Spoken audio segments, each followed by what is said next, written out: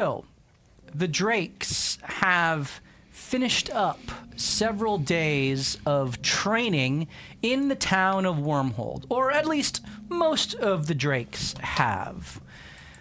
Erwin and Lyra worked on their arcane arts. Tavi worked on becoming a blacksmith. Sunny took her oath of glory with Ray and reached a new level as a paladin, whereas Lucky joined the Velvet Whisper and perfected her thiefiness. And Eleazar was able to look within himself and take a closer look at the Crescent, his sovereign of devotion, and joined the devotion. All of them who sought to level up within themselves reached level 3.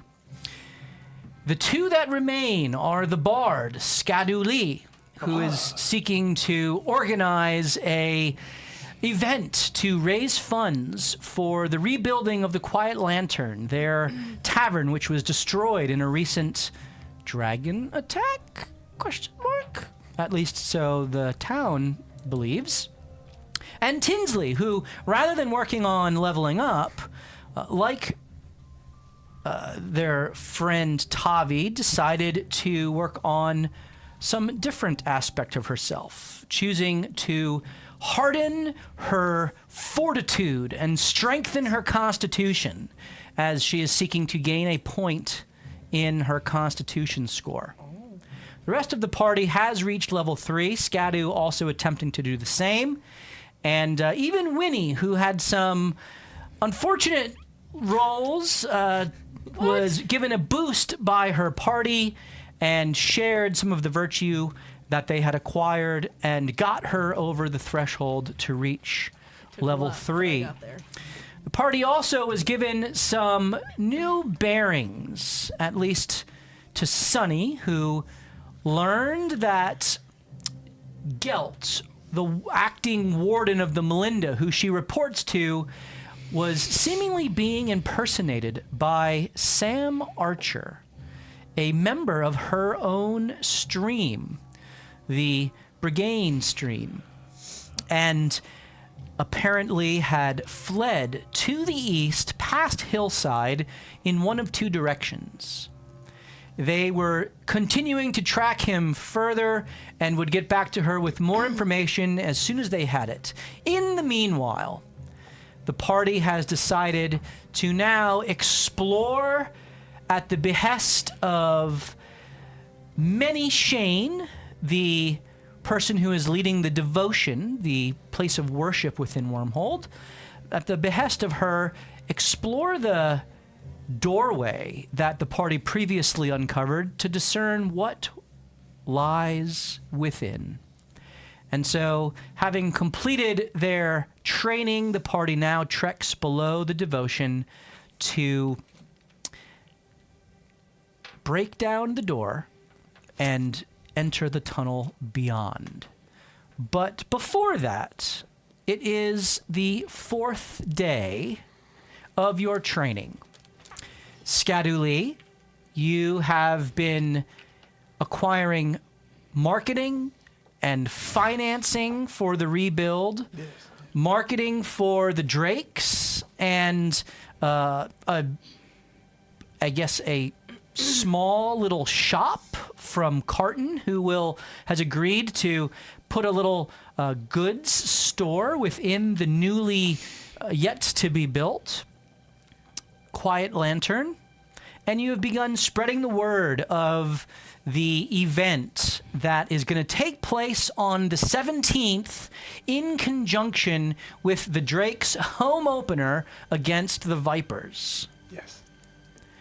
It is day 4, and having secured a discount on the materials to build and financing from House Huxley for a 10% take of everything the Quiet Lantern makes, and having also begun to invite people to the event, you now have one final day to try to raise awareness, spread the word, and engage people before the actual fundraiser on the 17th.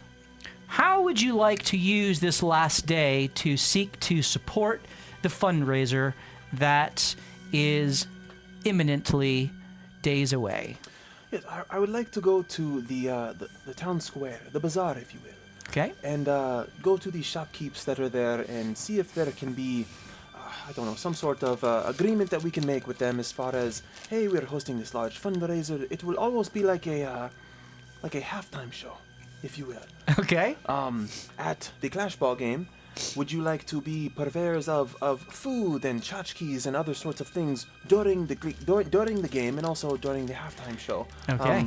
We do not seek any sort of compensation from these vendors. We just would like them to be there, as if they are there, so will more people be. So they will get business, and we will also, in turn, get business for people coming to the Clash Ball game. So you go around the bazaar talking to all the different vendors there, various different foods and little small tchotchkes that people sell, and you kind of select out those who you think would be appropriate to have as vendors before and at halftime and certainly after the show. Not negotiating any compensation or remuneration, merely just wanting them to bring their wares to the contest.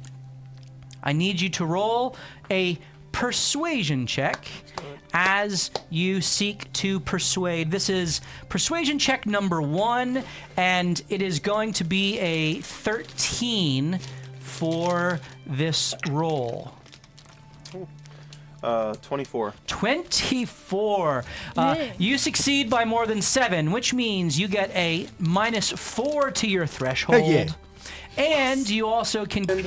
And we're back. Okay, so you are trying to figure out how to build bleachers, or what Yes, exactly I are you need help. seeking? I need help getting people there to be able to put butts in seats. We need seats for the butts. Well, there are no seats presently. Exactly. Yeah. So looking for somebody who is perhaps interested in helping us to rebuild the lantern to help us to get some sort of faux seating. Give me an investigation roll. This is not part of your threshold roll. This is just to find the right person. You can do so with advantage as people in the town kind of like point you in the basic direction of the smithworks and some of the other handymen in that area. 16. DC is 10, and you more than succeed as you are able to come across someone who is kind of the town handyman, carpenter, kind of an old dwarf. One of the dwarves, he doesn't do too much work himself anymore. He's more of the guy who kind of like teaches some of the younger handymen around the different farms how to operate. His name is Geff, and Geff kind of not Jeff, Geff. And not Jeff says, I can definitely help ya. That should be his name. I'm not Jeff. I'm not Jeff, it's Geff. My name is Jeff. My name is Geff. No, it's Geff. Geff. So what are you looking for?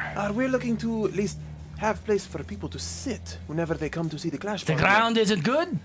Well, Grass, there's it's going to always be greener. Many people there. Plus, I'm sure there'll be people there. You that don't think enjoy there's going to standing. be people that come out and watch you? Well, more than you've ever seen before.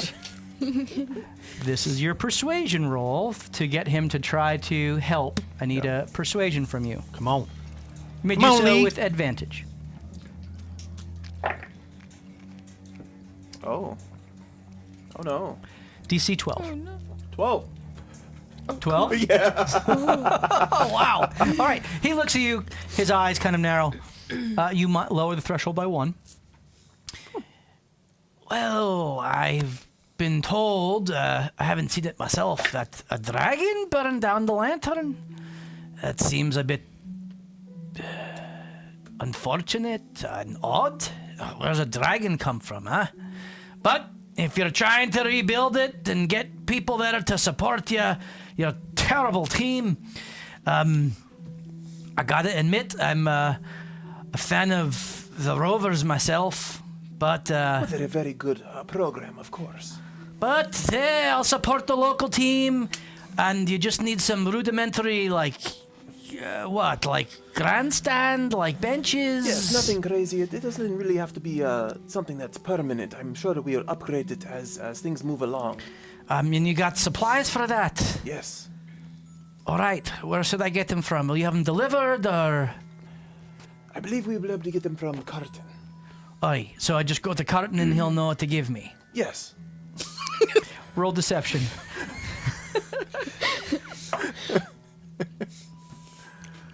With advantage? No. Okay. 14. 14. He shakes his... kind of rubs his chin for a bit, looks at you. All right, I know Carton well. I'll go and talk to him. And, you need us by the 17th? I got 3 days. Oy. Would you like me to help and persuade some people to get to help you? If you can. Of course. Otherwise, this is going to be my donation to the cause. All right? You can't say Geff didn't help you. I would never say that. Now, I would say, how many people do you need? 5? Fantastic. What'd you roll? 4. Roll an investigation to try to see if you can find able-bodied people. Oh. 11. And now I need a persuasion. 19. Okay. You are 1 away from reaching your persuasion threshold. You just need some 5 successful performances then for actor. All right. You are able to find the 5 people, and they meet Geff, and several of them work with him before, and in fact were even trained by him, and so they're able to get a squad together to start putting some rudimentary, high rises, like three kind of rows tall, and they make several of them throughout the next couple of days, along with just single benches to place along the space for the crowds that you expect and hope to come. Yeah. All right. What is your current threshold level after reducing it by 5 more? I have 13. 13. Yeah. How are you electing to try to reach level 3? Yes. How many virtue seeds are you seeking to roll? You presently have... 6.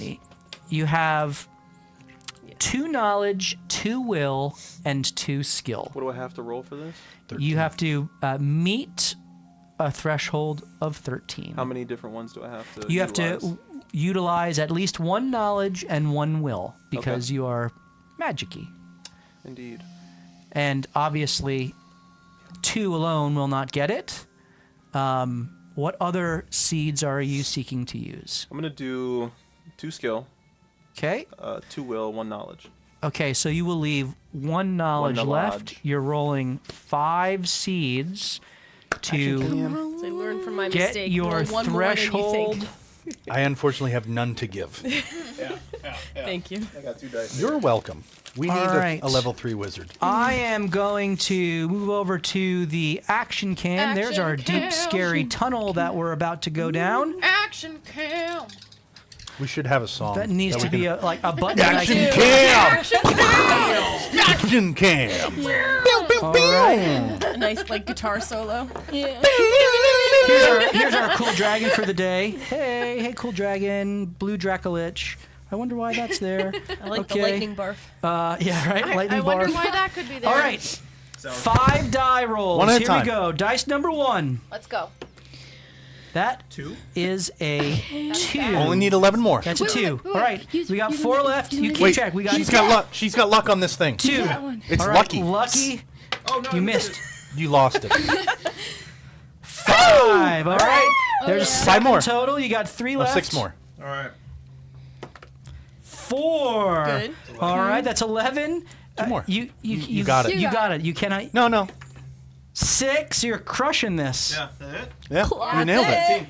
All right. Congratulations. Just like You the are one level 3.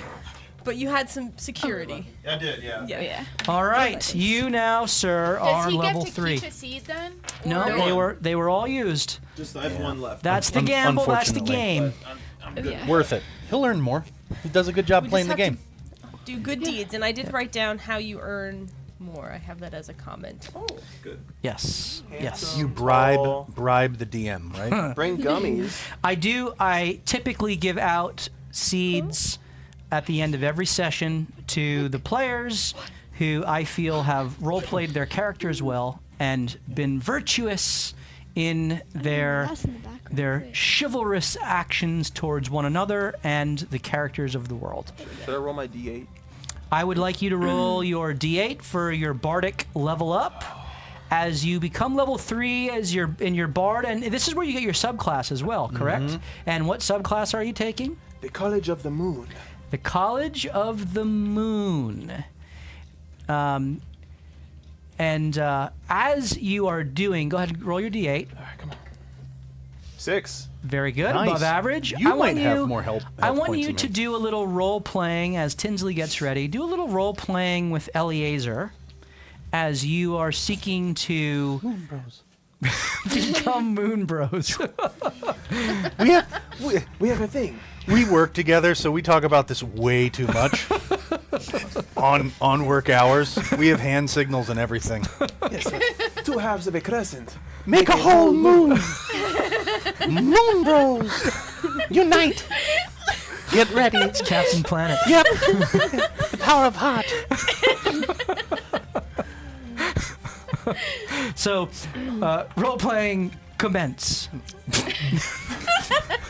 I see you like the moon as well. Yeah, it's something that I've taken a liking to over the last, well, I don't know, since I saw the deer run through the woods. It was Yeah. crazy. Me too. Crazy.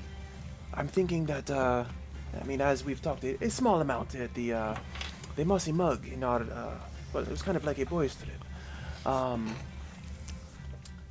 We talked a little bit about how we both have druidic pasts, or some sort of relation to someone of the druid kin, if you A will. call to the land.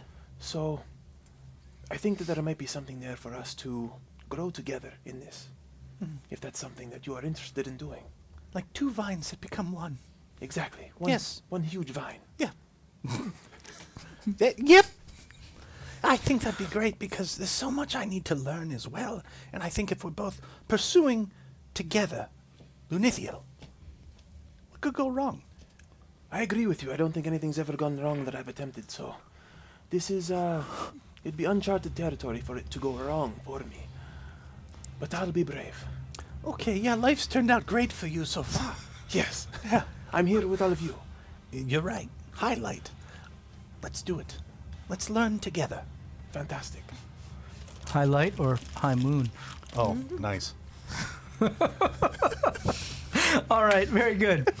Nightlight. Meanwhile, the 4th day, Tinsley, Yes. you have been straining under the training of Squibby, Yeah. You're your squirrel, who seems to have some intelligence beyond a mere animal, Here.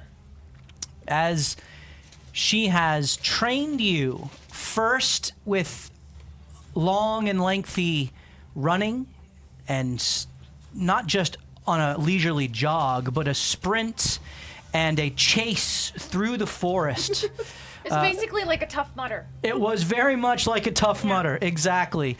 You came away bruised and battered and just slashed through with all kinds of tree branches and bushes and thorns and whatnot. Yeah, she knows how to do it. The second day, she took you to the frigid depths of a cold spring and bade you harden yourself by freezing in the water.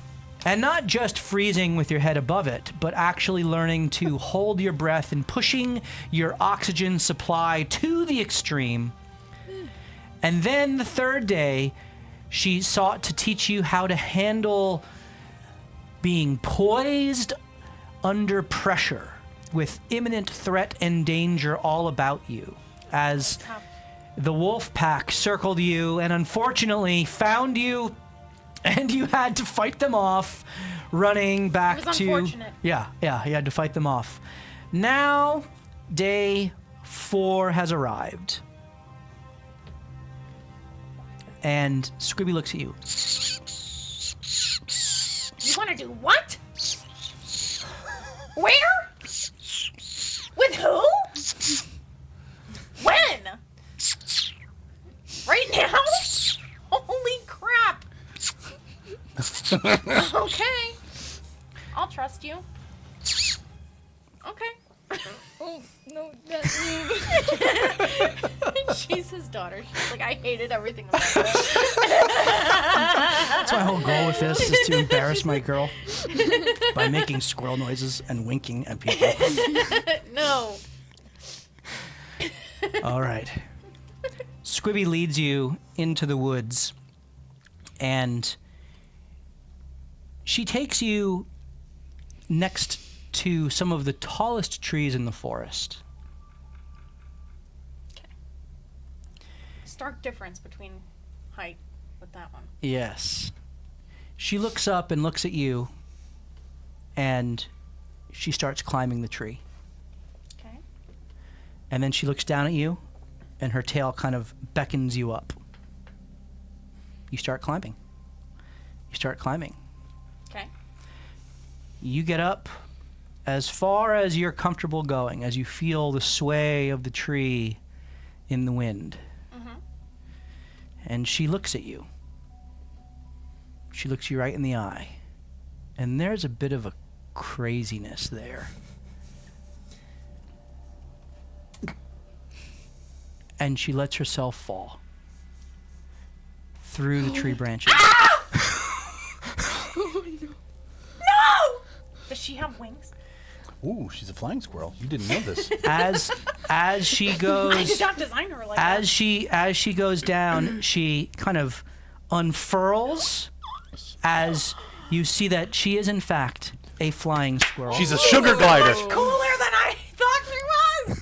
Oh my god! And she kind of glides to the bottom, and then she looks at you, and with a very high-pitched squeak that you hear, you get the sense that she's telling you To jump.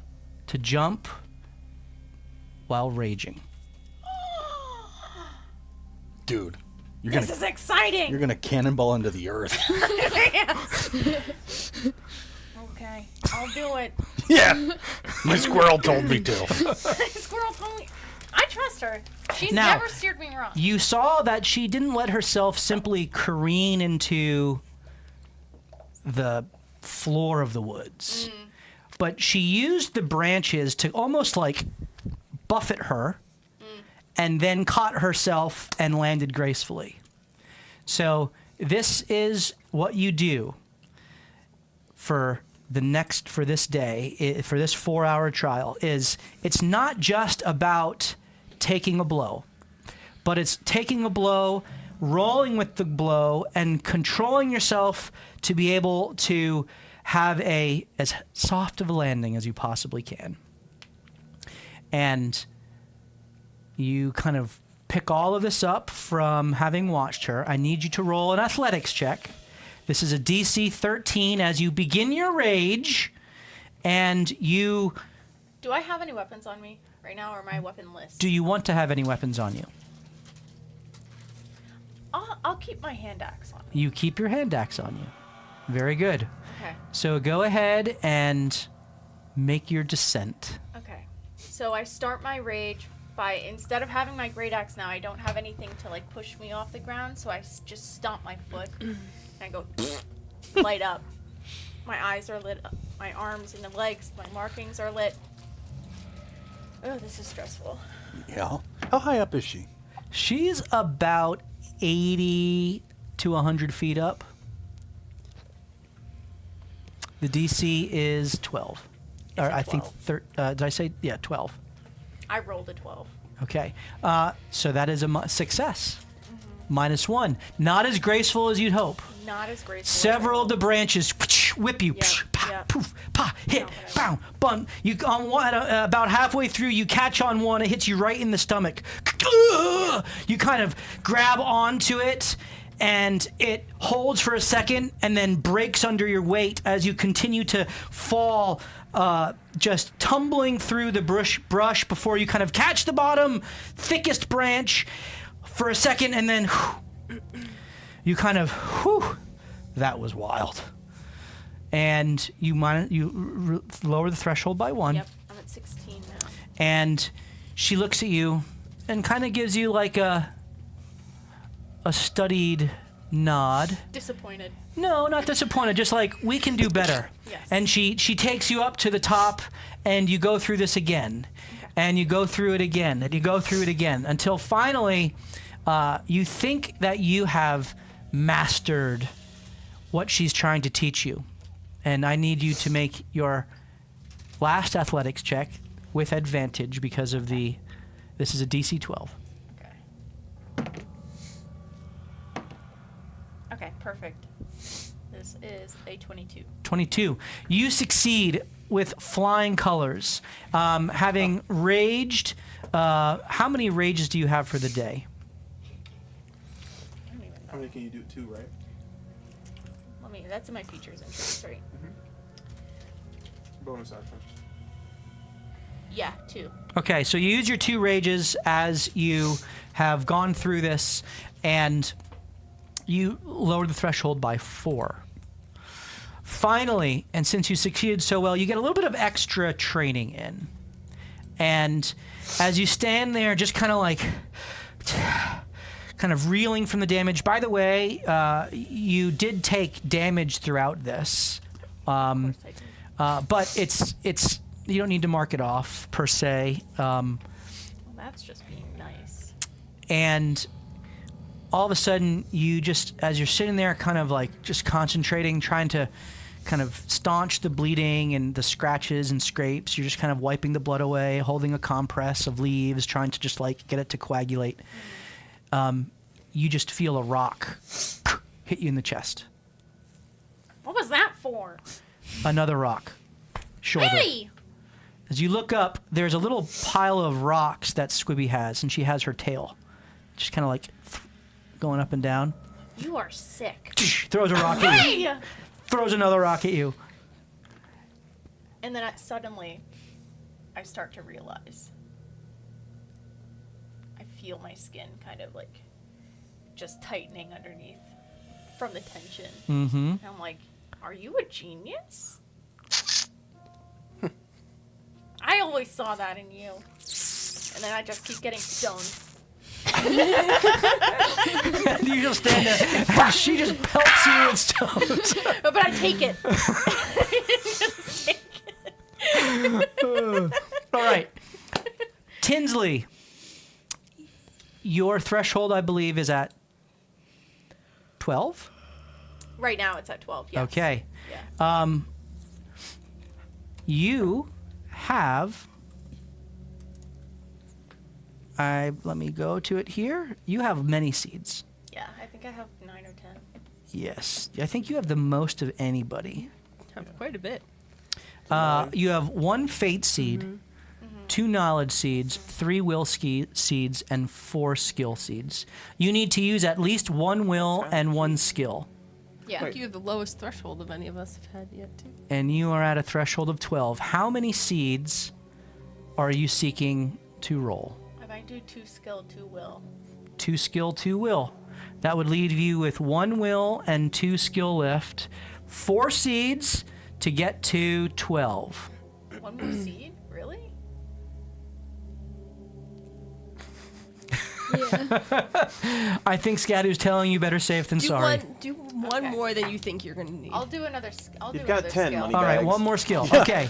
Yeah. Okay, So Scrooge McDuck. you'll use 5. You'll use 5. That Life leaves you is with 5. like That still a leaves you with 5 hurricane. left. Okay, Which is, okay. yep, I still. guess. All right, so come on down.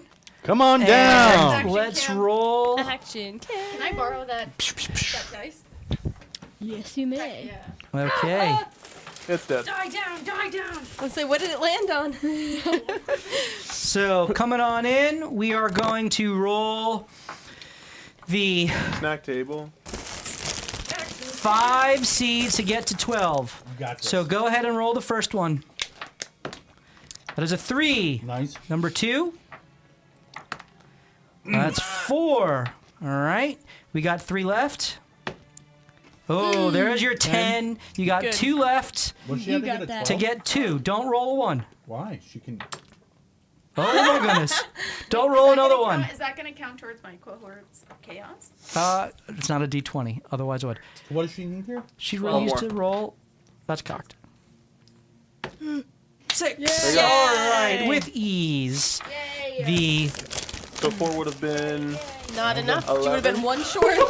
You'd agreed it. You were right. so the 5 was enough. According to you. I went first to make that mistake so I can teach everyone else not to do it. Learn from me. All right. Well, congratulations, Tinsley. Thank you. You have not leveled up to level 2. However, you have added +1 to your constitution. Nice. Yeah. Very good. And you still have 5 seeds left. So you're in good position to continue to seek to develop yourself. Okay. As the 14th day of Arcanum comes to a rest, you all are able to take your long rest, and you go into the 15th of Arcanum, and you make your way down into downtown, into the basement of the Devotion, where you have sought to break through, and you do with ease, the bricked up door that you previously found there. The light here is not. It is a black, bleak tunnel with cobwebs that lead beyond. I presume you're going to use some sort of light source to be able to see as you look in, and through the tiny little sliver that you found, it seems that spiders have been able to make their way in here, and as they do, get into small crevices and make these places feel worn and dangerous, as if something awaits within. As Eliezer kind of peers into the darkness, his one good eye starts to glow a slight blue. And he goes, "Oh, that's new. I can feel it." We can see this, right? Or not? Yes. Yes, this is visible to everyone. Can you feel it coming in the air tonight? Yes. Well, Hold that's on. odd. I have an idea. I'm going to cast Eyes of Night, Okay. and I'm going to give these 4 people. That's convenient. Yeah. I feel like if you stay within 10 feet of me for the next hour, I can share my dark vision of 300 feet with all of you. 300 feet. Yeah, I can see everything. Wow. Yeah. And now, all of your eyes, if you're within 10 feet of me, glow the same blue that mine does. Oh, very cool. Isn't that a neat trick? It's great. You, Skadu, in particular, feel very comfortable when your eyes glow blue, as if this is something, though new, is normal for you. You make your way into the tunnel, and you immediately sense a descending sort of direction, a pitch to this tunnel. It looks like it's natural, as if it was made just from a cave of some sort that this doorway was built into. And you go about 30 feet or so before there's a bend, and And you continue on through another bend, and at some areas it narrows, at some areas it widens. Never quite wide enough for 2 people to get through, always at the most about a 1-person width. But definitely descending, and almost in a bit of a, not if you could imagine it, a sort of a spiral pattern. It's not like you're going straight and down. There's definite curvature to it. And after about 15 minutes of this, hundreds of feet you imagine, the cave begins to take on a smoother surface, a hewn surface, as if the cave was leading to a very specific location.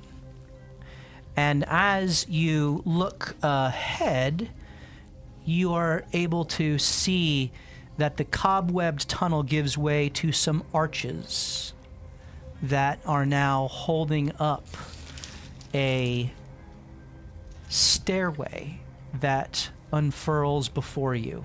Interesting.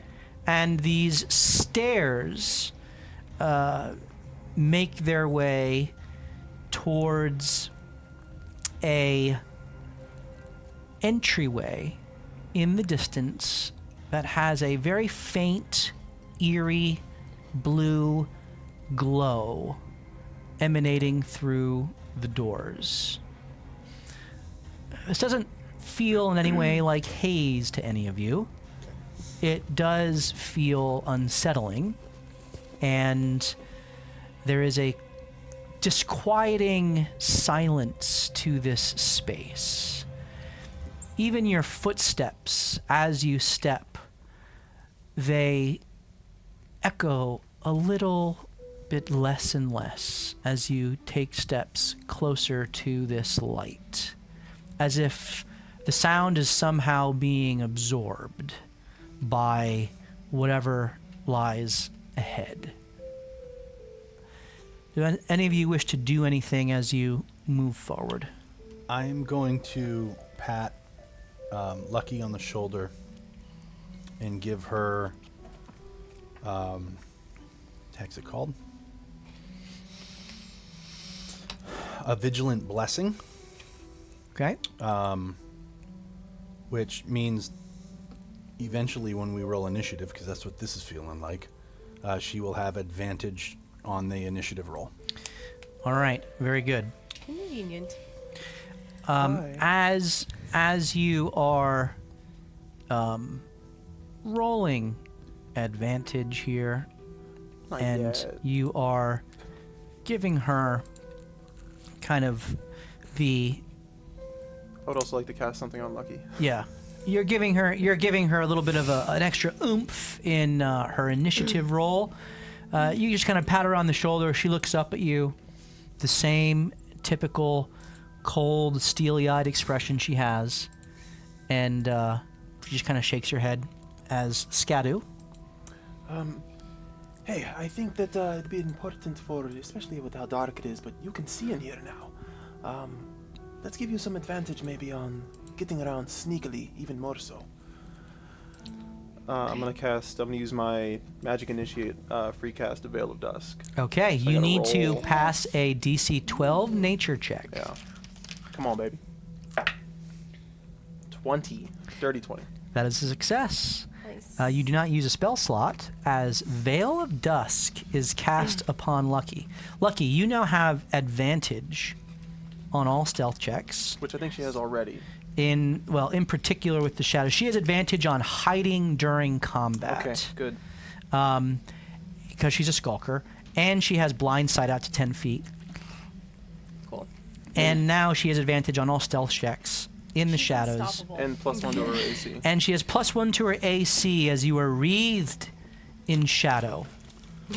And Your character's so cool. She's really cool. I hate It's you. almost unfair.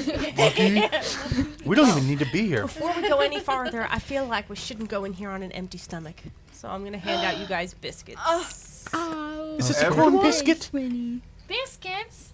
I made these this morning when you guys were still sleeping. Oh my goodness. And I let love me biscuits. Remind myself Not as what much as they sardines. do. They'll do, I guess. But they're okay. 1d8 hit points. Yeah, go ahead and roll your d8. This is the. Does she roll it and give it to She us? rolls it, and whatever she rolls applies to all the biscuits. To the temp, right? Yes. Now, I know actually this This is above increases your normal score by 5 Permanently. for For this the 8 hours. for this It's 8 8 hours for this Okay, so- adventuring day, basically.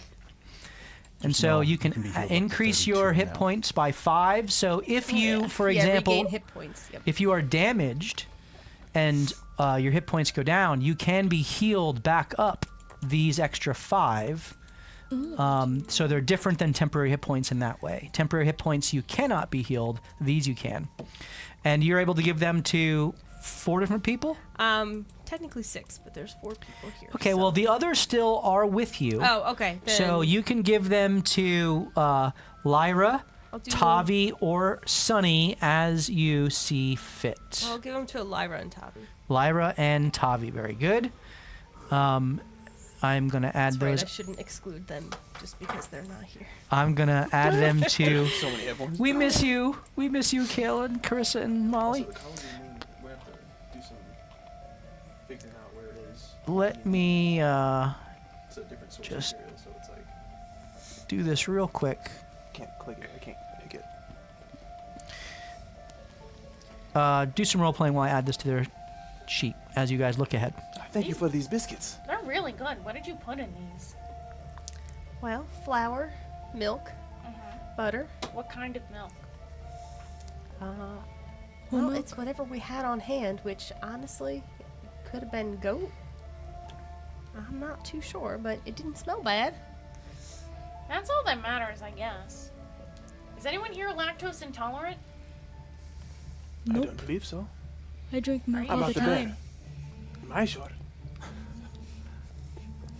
That's So a as- great question. As you have this conversation, Are we lactose intolerant? Judging.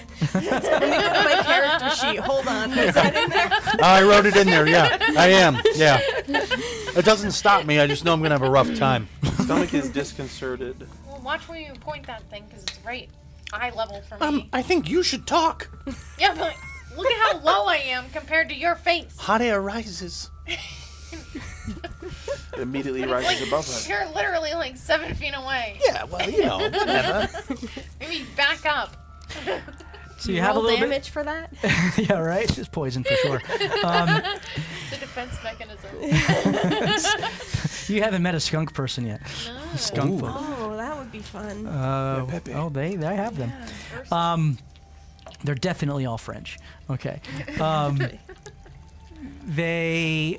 You approach the doorway, and it opens to stairs, wide stairs. The doorway opens to a stairway about 20 feet wide. Oh. That that goes downward. Can I investigate the stairs for any booby traps? You can roll investigation. Watched too many movies and books to know that there's always booby traps. Okay. Watch a lot of books, huh?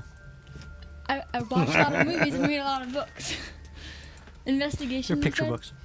Yes. 18. 18. Cool.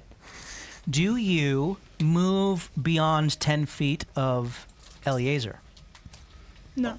Remember, yeah, you lose it if you're at 11. Yeah. Okay, so you stay within 10 feet of Eliezer. You get to the top of the stairs. Actually, for the sake of this, let me do that. And let me also do this. You're not in the city anymore. All right. In the city. All right. Lucky, you appear, and you are at the entryway looking down. You peer into this area with Eliezer right behind you, just out of frame, and you see what appears to be an old dungeon or tomb, catacombs perhaps of some sort. The air begins to grow colder and colder with each step you have taken to this opening. The stone beneath your boots is slick with condensation, and the bluish hue that permeates the space seems to come from nowhere and everywhere all at once. For purposes of this dungeon, you are in what is considered dim light. With your dark vision, of course, as long as you're within 10 feet, that's not a problem. But outside of 10 feet, it is disadvantaged if you don't have dark vision. You normally have dark vision anyway, Tinsley. And so you can freely get outside of the 10-foot radius. Scadu, you also have dark vision. 60 feet. And Winnie, I believe you also have dark vision, correct? I do 60 feet. Okay. At least one of our animal people can see. The folks who don't have dark vision actually are not here tonight. So that is They don't have it? Tavi, Lyra, and Sunny. So I don't know if you want to amend who you gave it to, Yeah. because the three who have Yeah. dark vision would not that's a benefit from it. Fair point. So I'll give it to 1, 2, 3, 4. Yep. So I figured that's the case. So you still have your cool moment, Scadu, is the blue glow goes through everyone's eyes. Yeah. And then as Eleazar is determining who for it to finally rest upon, he settles on those who don't have dark vision normally. All right. So as you move forward, you see cobwebs that cling to the corners, and the silence is, like I said, it's thick, almost absorbent of the sound, broken only by the distant drip of water or scurrying mice, something scratching in the distance, rasp of something faint moving in the shadows. I'm going to cast on myself see invisibility. Okay. This lasts how long? An hour? An hour. This is not concentration? No, it does not say that. Okay. And this is using a spell slot of yours? It is, but I should be able to see 300 feet into the ethereal plane. Because it's my vision. See invisibility 300 feet into For the... the duration, you see creatures and objects that have an invisible condition as if they're invisible, and you can see in the ethereal plane. Creatures and objects, they appear ghostly. I would assume there's no distance on that, so it would be based off of how far I can see. Correct. Which is 300 feet. So as Well, you... Assuming there's no twisting. Sure. As you look around, it's kind of like a 3D rendering of a space inside of stone and rock, right? So there is nothing around you. And as you look ahead, you almost have like this weird pseudo X-ray vision, right? Mm-hmm.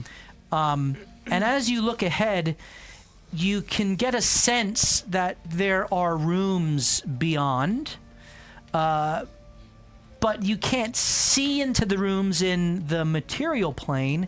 You can kind of see these like pockets of space in the ethereal, Okay. and nothing seems visible there. You just get a sense of the presence of the space. You don't get the sense of anything invisible within 300 feet of where you are. Although as you kind of scan, I need you to roll a perception check. You said you rolled well on this one? When I did roll it, I've been rolling that one though. We'll use that one then. Whoops, I hit something. 22. You get a blip to your south on the screen, down. Not No, this way. close, at the very edges of your 300-foot vision. Okay. You can't really make it out because it's just like a presence that's there. It's not moving, it's still. But it's there. Okay. So That was perception. yeah. All right. Do I get something? No, not for you that have that one already. Stealth. Yeah. That's coming up. I quietly do it. All right. So his eyes are glowing an even more intense blue. That the ones he shared to don't have that. And he goes, there's something up there, like way up there. It's not moving. Is it a creature? I can't tell yet. Is it large? I can't tell yet. Fantastic. We need to get closer, but I'm gonna track it. Fair enough. Very good. Can I try to use stone cunning? to Sure. What are you verify seeking? What are you seeking to discern? Good idea. Maybe how large it is, If there's movement if anywhere. there's more movement, or there are like kind of rooms that branch off of this area. So as or- you look into the tunnel ahead of you, all you see is the entryway, the stairs leading down. You would need to go. So like the stairs are far enough down where at the top of them you can see to the bottom, but you can't really see beyond. Okay. So, Lucky, you've gone to the top of the stairs and looked down. With an 18, you don't seem to find any traps on these stairs. Okay. My range is only 60 feet for stone cunning, but we might be able to see if there's any other things that he might not be able to see in his field of vision. So you kind of press your hands and your ear and your whole body up to the stone as you try to almost feel the reverberations that you would expect to be present if there was some movement nearby. Go ahead and roll your stone cunning. You have advantage because of your dwarvish stone ability here. Oh my gosh. 12. 12. You feel a faint vibration. There's something below, but not so far below as you see the floor. It's strange. It's below you, but not at the level of the floor. It's above the floor. Above the floor. Would it be on the wall? That's what you get from a 12. Guys, I feel something below us, but it's not fully on the ground. I'd be wary of the walls. Oh. Potentially the ceiling, eh? No, it's lower than the ceiling. Interesting. It's below us. The ceiling is below you still. Really? Mm-hmm. As you're going down the stairs. Oh, interesting. So that's obviously we're theater of the mind here, and it's difficult. Okay, yeah. But Yeah, there's- as you get into the I room, get you what you're would saying now. I you thought it would was see that the ceiling is actually Gotcha. below where you're standing. Gotcha. When we get down Yeah, into it the could be. room, I'd like to cast dancing lights. I know we're not there yet, but just I'd like to see if there's anything on the walls. Yeah, absolutely. Fair enough. So you begin to descend the stairs. I presume Lucky's in the lead here. I'll be right behind her. So I think you have the most secure vision at this point. So Give me the rest of your order as you go. I'll go after that. Who went first? Lucky. I'll Lucky's be That would make sense. pretty You close second? behind. Yes. Eliezer second. I was gonna go third. I'll be close behind you. And Yeah. I'll Okay. stand behind you. And then I think Sunny would be in the back.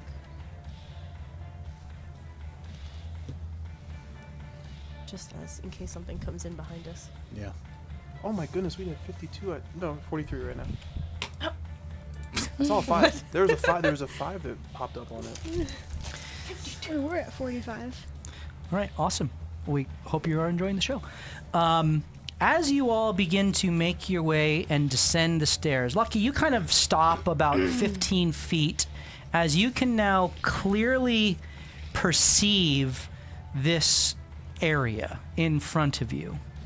As you reach the bottom, the corridor opens into a stone passageway with statues, carved figures that line each side. There's 2 to the north and 2 to the south.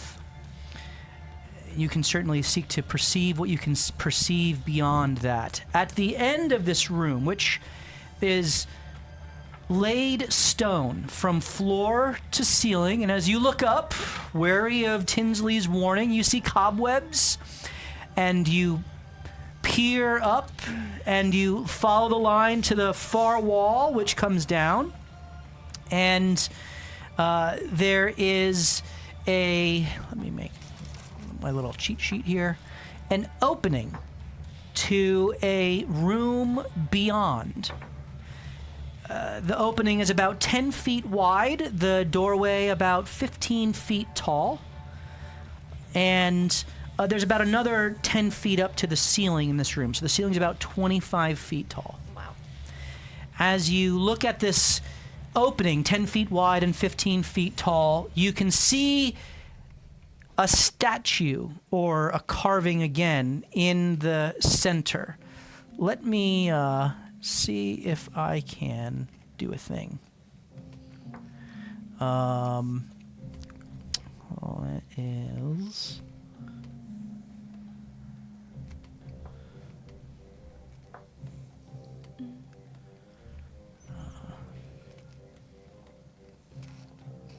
So, I don't want to do that yet.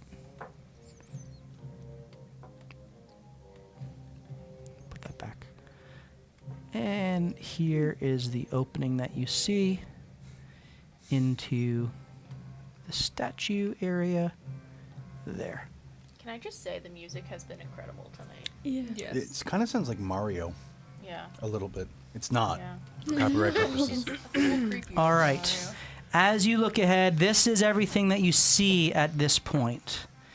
I will now allow you to roll a perception check as you seek to see what you can see. Or anyone.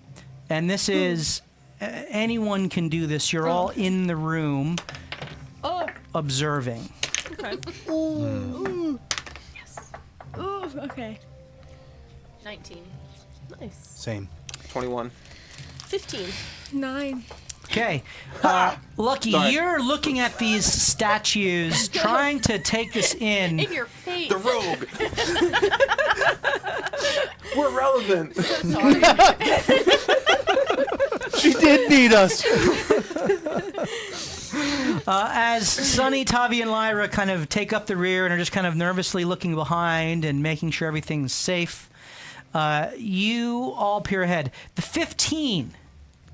You note, Winnie, and all of you see this, but I'll just kind of go in order here. The 15, Winnie, you note that the statues that are there seem to depict figures that are in mourning. Okay.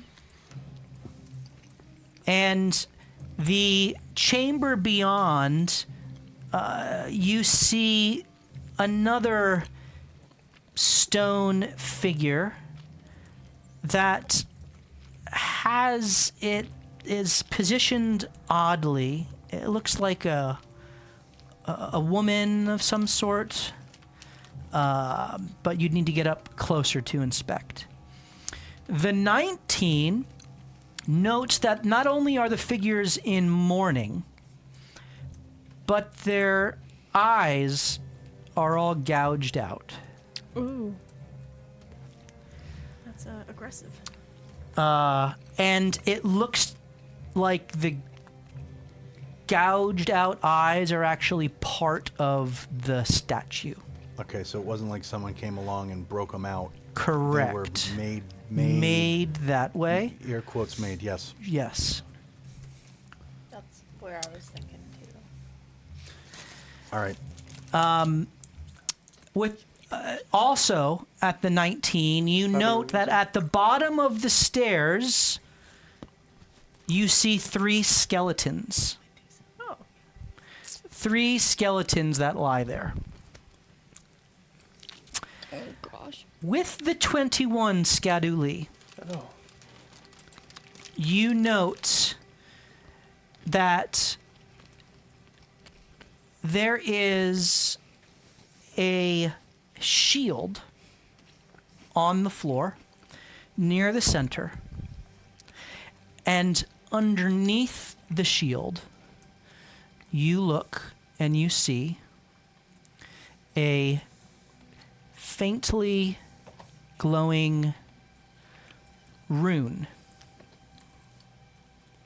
that appears purplish blue in its hue and just has a steady kind of humming glow right in the center of the room. The shield was either expertly placed to conceal it or just incredibly coincidental in how it fell from one of the 3 skeletons at the base of the floor. Have I ever seen this rune before? Roll an Arcana check. You are not schooled in the ways of the arcane arts. If only you had a wizard in your party. Apparently, I didn't notice any of this. Guys, there is something under the shield down at the bottom of the stairs. It looks like some sort of rune or sigil of some sort. It's glowing like a blue purplish hue. Is anybody, Winnie? I'll Perhaps take a you'd look. be able to take a look at it. Can I use... Oh, I just lost it. Comprehend languages for this? Are you casting with a spell slot, or are you taking 10 minutes to ritually cast it? Also, this, as he points this out, I'll just save you a little bit. You look at this, it's a rune, it is not a language. Okay. So this looks, you can roll an Arcana check to see if you recognize this rune. Yes, I'll do that, and then I would like to cast Detect Magic. I will do that ritually, so I'll take the time to do it, but first I'll do an Arcana check on this. Okay. 14. Yeah. 14. As you investigate the rune, you, with a 14, that was just enough what you need, Nice. that this is a rune of evocation. And you can now roll, what's your, roll an investigation.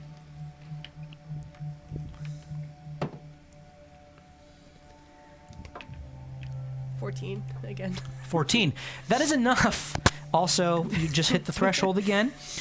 This faint blue ward seems to be a glyph of warning, as if meant to deter people from further passage, but not kill them outright. You get the sense that if someone were to trigger it, it would hurt you, but not meant to kill you. Okay. You can't tell with a 14, you do not roll high enough to discern the triggering of it. As Winnie sees this, she explains that and then goes into the... It'll take 10 minutes to ritually cast this, which will eat into your 1 hour time limit on your Eyes at night. dark vision and your see invisibility. Yep. So do you still want to do that? Is it worth a spell slot? So I have it with... Or I can cast it with 1 charge. Is that a spell slot, or is that something different? I've never... You can cast it with your whirly glyph, is it? Yeah. Yes. Oh, yeah. Goggle lens of residual insight. So go ahead and Yes, do that. I will do that. And that is a free cast. Yeah. There it is. Does not take any time. And as you do, you again sense very clearly the evocation present in this. And you note now, as you can study it closely, that you do not have the ability to turn this off. Unless you're not level 5. So at level 3, you know stronger wizards who can dispel magic. Right. You don't have that ability yet, but you do have the ability to avoid it. And you get the sense that as long as you kind of stay out of the 10 by 10 square that it is presently located upon, that probably would be giving it enough leeway to steer clear. The skeletons at the base are outside of that 10 by 10 area. Okay. Okay? I'll reiterate that to everybody. So you all are aware of that. What, as Winnie is kind of checking this out, what is the rest of everyone doing? We have Rune, which you now see. We have 3 skeletons. We have statues. We have the open room. I'm gonna go up to one of the statues. Okay? Avoiding the glyph. Tinsley walks up to the statue on the south, avoiding the glyph and the skeletons. And what are you seeking to do there, Tinsley? I just want to inspect it to see if there's any, like, indication that this is more than just a statue. Okay, you may use your stone cunning once more. Because you are seeking to inspect a stone, I will allow you to roll with advantage on your Nice. perception.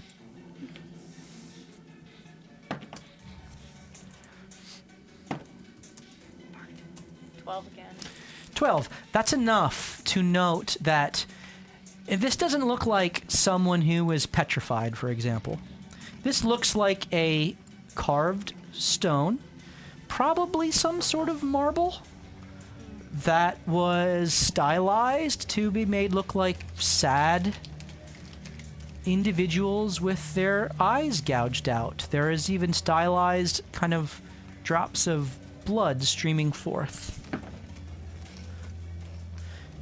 They seem to be standing there almost at attention, with their hands folded, and their faces looking skyward with All of them? all of them the same. What's their garb? Are they dressed in robes? Are they armored? They look to be in some sort of robes. Okay. I would like to, because now I'm in the devout path, and like, I know things mythologically and historically. Would there be some sort of sect of believer that this could belong to? Roll a religion check. Oh, I suck at that.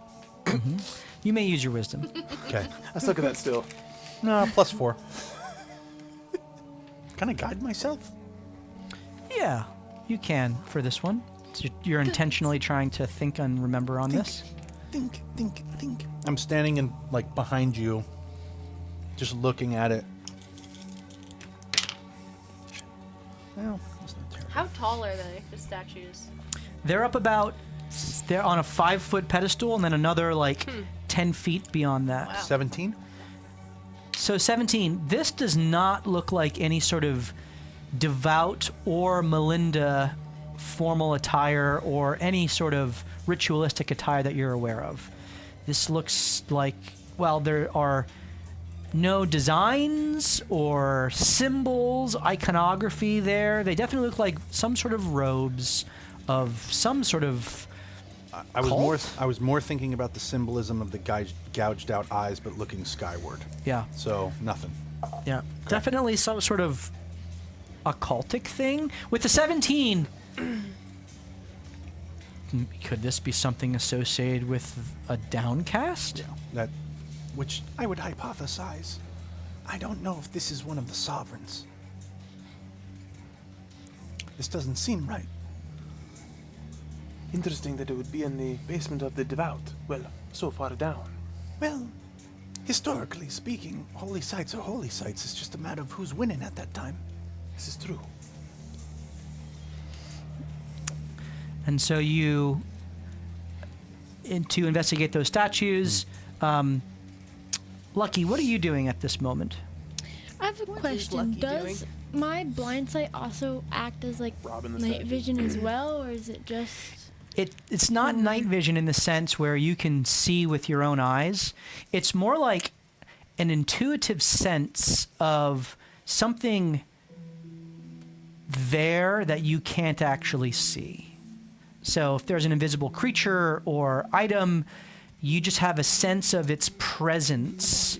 So think of like a, echolocation with a bat, for example. It kind of works like that, where you can't see it, but you see it. You feel and sense its presence. Okay, and Wait, where are the skeletons? The skeletons are at the bottom of the stairs. Oh, okay. You step up, I presume, and check those out. Yes. All right, I need you to roll perception on the skellies.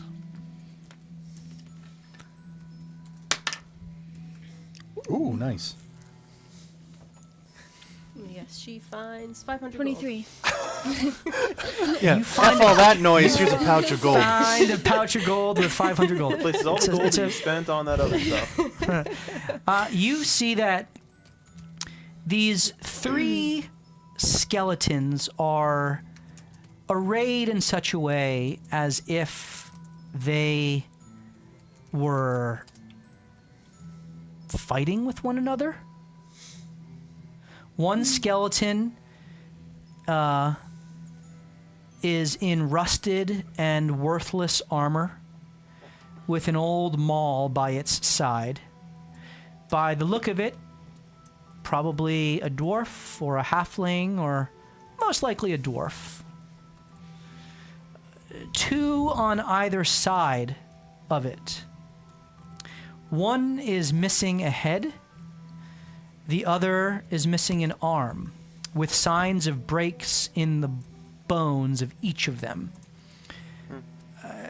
You may roll a investigation. With advantage, because you rolled high enough on your perception. Could I guide her? You were Not at working this- on your own okay, thing. So this Yep. is concurrent. Yep. Got it. 9. 9. You surmise that the broken bones are due to the blows of the hammer, which is there, and that oddly, or rather not, the skeletons that are broken don't seem like they had any clothes on. Whereas the skeleton of the dwarf has tatters of what look to be old trousers on his legs. And the others are just bone. With a 9, that's all you get. But you do find a potion that lies buried underneath the dwarven skeletal corpse as you kind of what looks to be a nearly entirely dilapidated, and not that it can rust, but a leather pouch of some sort which is just faded with time and been eaten away. You find the glint of a potion there. What do you do with it? Fine. Oh, This is a dangerous game. I know. I don't. Shake it. Just drink it. Spray it everywhere like a shampoo. Pop the bottle. Honestly, stick it in a bag. We'll look at it later. I'll just throw it in. So are you picking up the potion? Oh, I would have to. I would have to go up to. You would need to reach It's the old through mage hand. the rib cage and kind of the skeletal remains You of have many the daggers on you. of the dwarvish skeleton and reach into the kind of I don't. discombobulated satchel that's there and pull the potion out.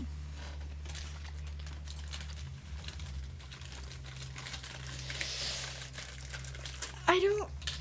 I want to do it, but I think the safest thing is to not to, because I don't know It's what fair. will happen. She points this out to you all, Yeah. but go ahead and role play why you're not. Okay. Guys, it seems like they might like come alive. So, 2 things are weird. This thing was in its chest cavity after the fact, Yeah. and that Very shield was conspicuously over a glyph. Very weird. Yes. Like almost, I don't know, they were placed there. Yeah. Maybe by this skeletal dwarf. Or somebody else that's still here. One way or the Exactly. other, weirder, Suspicious. And it's weird too. weirdest. All right, you leave the potion where it lies. Unless it's a potion of level 20. Oh man. Does it have anything written on it? It's this potion of level 20. Could I investigate it one more time? You already did that. You can point it out to Winnie, who can come over and investigate it. I'll do that. Sure. You see it. Go ahead and roll your investigation. 20, unnatural. Very good. You look, and there is still a bit of a fizzy bubble to the brew. It looks like it is a grayish charcoal liquid with golden bubbles that seem to emerge, almost giving off a faint sense of light that then dissipate. Now roll Arcana with advantage because you rolled high enough on your investigation. All right.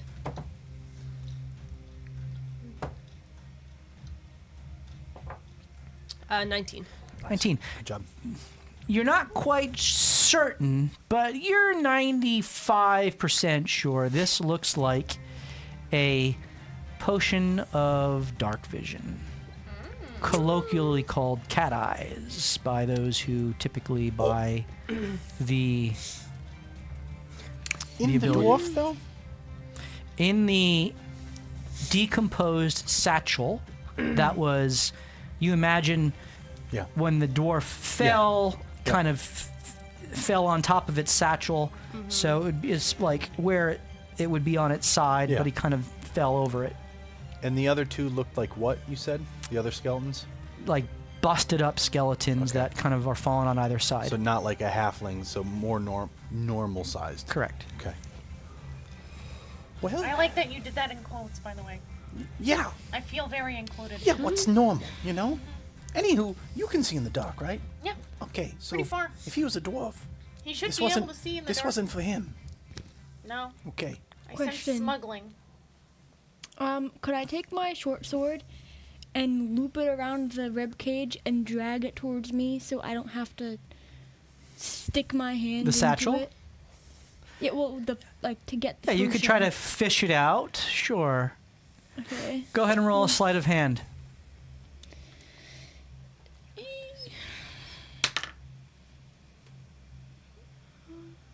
Oh, Oh. is 12. 12. You're able to kind of hook the satchel Dice ready? and pull it out, but not. So you're basically playing operation, right? And you're trying to get this thing and pull it up without hitting the sides. Like pick up sticks. Sure, like pickup sticks, very carefully, and with a steady hand, you go in, and you get in just fine. As you hook the satchel and begin pulling it out, you hit the rib cage. Uh-oh. I need you to roll a d20. No. Probably nothing. Says, why do you roll? Just roll. Oh, okay, no, you roll the 4. We're good. Don't. Barely. We don't know what his modifier is. 9. You hit the ribs, and they crumble immediately under the movement and touch as you pull the satchel up, and then hold your breath and look. And everyone kind of stills and looks. I back away immediately. I'm backing away. I'm skedoodling out of You, there. you skedoodle away. Fantastic. That's the first time I've seen you afraid. The skeletons don't rest from their repose. They don't move. Oh, okay. Good. Okay. You're gonna get us killed with your desire for more. You know that, right? You have When's a enough? you have a potion of dark vision. Okay. Should I drink it? Not yet. Not You don't need it right How- now. When the 1 hour time limit Would we goes know how long? You're about it- a half an hour in at this point. Would we know how long that potion would last? They typically last an hour. Okay. It'll It's essentially like casting the dark vision Yeah. spell it'll at last about level an hour. 1 So or wait. whatever Yeah, level it like is, level 2. when you're 30 more minutes. I can feel it. You would know, having cast it, you know exactly how much time is left. It's part of the casting of the spell. You don't need to guesstimate. You have an innate sense of the time left for 31 minutes. 22 seconds and 17, Oh, I'm 16, sorry, 15 milliseconds. The dark vision spell, that's exactly right, milliseconds, down to millisecond, does last 8 hours. It is a level 2 spell. Still wait for what I said. Okay. All right, very good. You've secured the dark vision. You see the sigil rune in the middle of the floor, and you now have the skeletons observed and reconnoitered. What are you? Are you proceeding forward? Yes. I would like to encourage everyone to move beyond the sigil. Let's get as far away from it as we can. I'm gonna And hop I over agree it for with you. fun. I really hate that thing. it makes me very nervous that we're standing around it. I think we should Yeah. keep moving Yeah, just let's a go. little Let's bit. go as far away. All right. What is this This here? whole space is What really is that giving there? me the creeps. What is Yeah. what? The thing we're walking up on. That is another statue. Another Yeah, that's a statue. statue. Okay. The one that looks like the woman. Let me, as you get closer, you are now able to see the rest of this room. Yes. I like this unraveling of the room ritually. I hate it. MS Paint. It's better than the paper, which seemed just. I hated that too. Just show me the whole thing so I can meta. All That's right. Jake talking. I don't want surprise. I want a plan. You now see the full room. Can I go to this one yet? Yeah. As you look at this, True. you get a close-up view of the statue. They look the same or different? Yeah. Its features seem obscured by the age of this place, but its posture is regal Yeah. and commanding. You see in the floor patterns of concentric rings of stone, and the air here feels charged with energy. There are double doors beyond, which are shut with, at least upon a cursory view, no discernible keyhole. Here are the double doors. Oh, okay. Okay. The statue's hands are positioned oddly in front of her. One open and one clenched. How close together are her hands? About a foot apart. This statue is not as tall as the ones leading in. This is maybe a 5-foot statue, more life-size. And the statue also has greater detail in its full body. It looks like it's meant to depict some sort of creature with wings, except the wings are broken off. After the fact or made that way? That's a good question. Roll investigation. That is a good question. I'm inciting or thinging myself. Nope. Nope, not saying that. I'm guidancing myself. Take it back. You were guided. You were guided, sir. Guidance real hard. I like the other option. What'd you say? Investigation? Investigation. 12. Go thing myself. 12. Does anyone want to help me look Yeah, at this? I'm trying to peel back my knowledge of fallens. Would it be What did you call helpful them? if I cast some lights? I can see everything, but maybe for others, yeah. You can cast your dancing lights, Okay. Would it help if I and you investigate? can also Yes. assist with investigation if Yes, you care to. I will do that as well. You're good at that. Are you good at that? I am. Oh, Insane. let her do that. She's insane. Okay. All right, you cast it like, and I'm talking through like certain things, like focus here. What color are your dancing lights this time?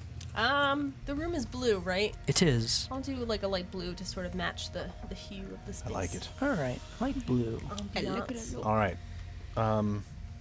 you do the. My mom is also a devout, so I may be able to help you in just some. All right, I can't quite tell, but quick question, point of note. Mm-hmm.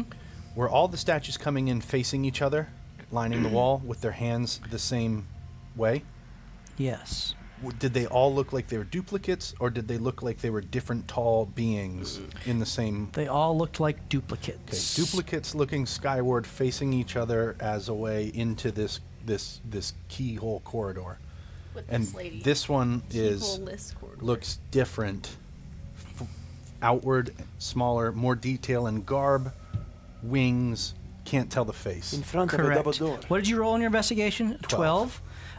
You can roll your investigation Yeah. to assist him.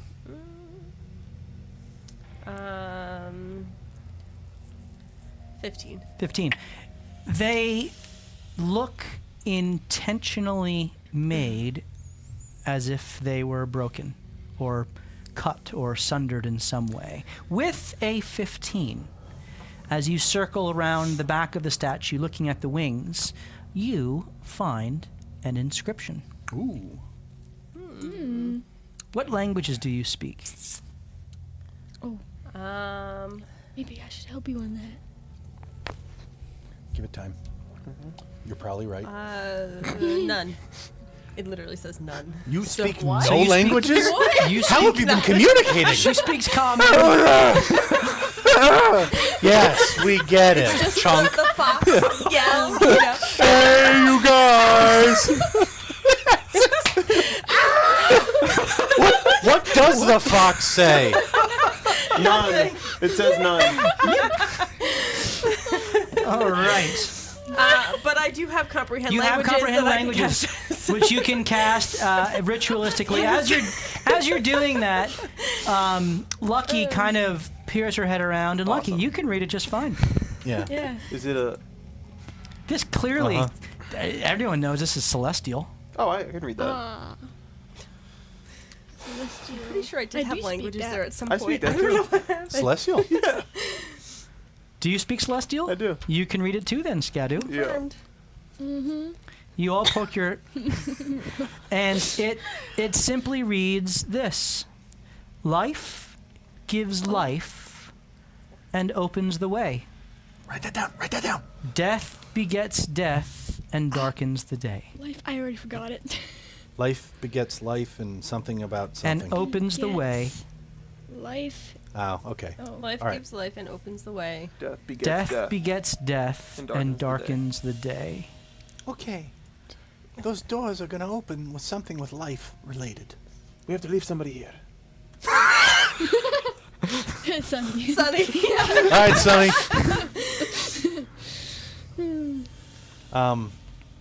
Interesting. Oi, Melinda. Can I do a religion check on if she pointed out specifically that the wings are broken off? Mm-hmm.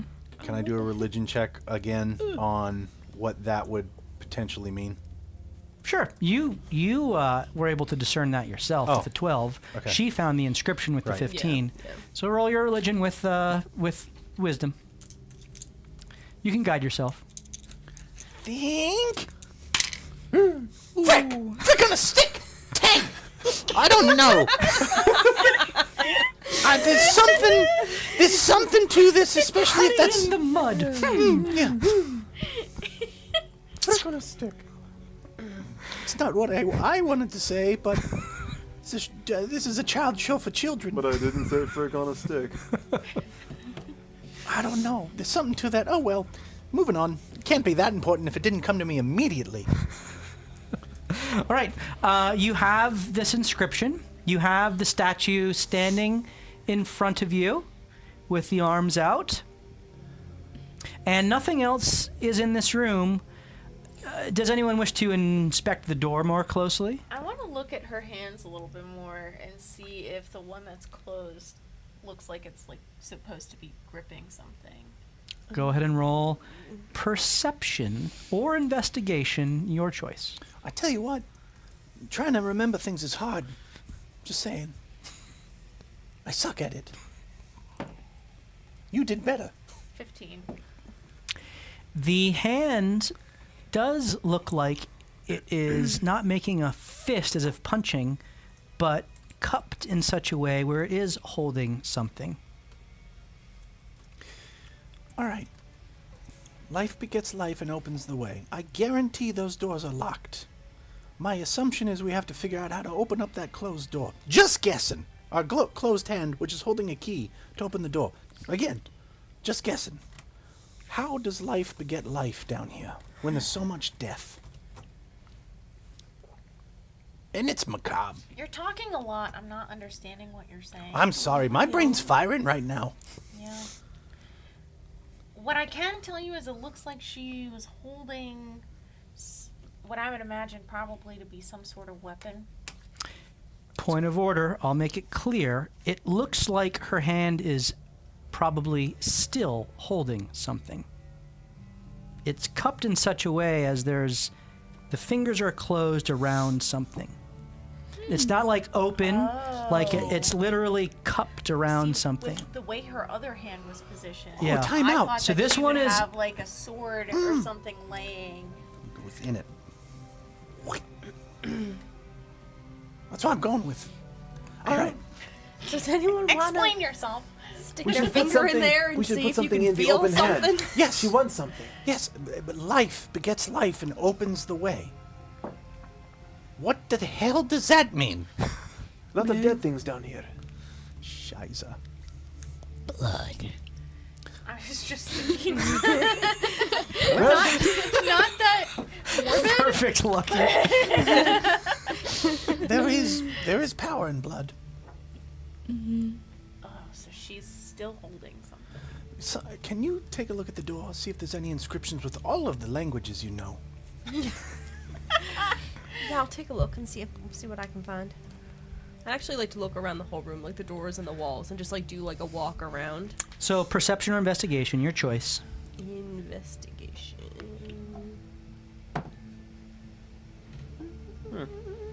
23. 23. You note that there is a seam up the center Okay. that disappears in a overhang, what you presume is the stop of the door, so to speak, the doorway for the doorway. And you look and you see that there are openings in the sides of the door frames that you surmise these doors would recede into, splitting down the middle. You also note, with this close inspection, Pocket doors. that there is a very small hole or depression that has cobwebs kind of covering it. So on a quick glance, it would not be visible, but on a close inspection, Okay. there seems to be a depression in this doorway. You look within, it doesn't look like it's a key in the sense of like a tumbler with a locking mechanism. It's more of a depression that something would be placed within. Okay. And I'll reiterate that to everybody. we have to see what's in her hand. Can Yeah. we grab it? There is nothing visible. All you see is a cupped hand.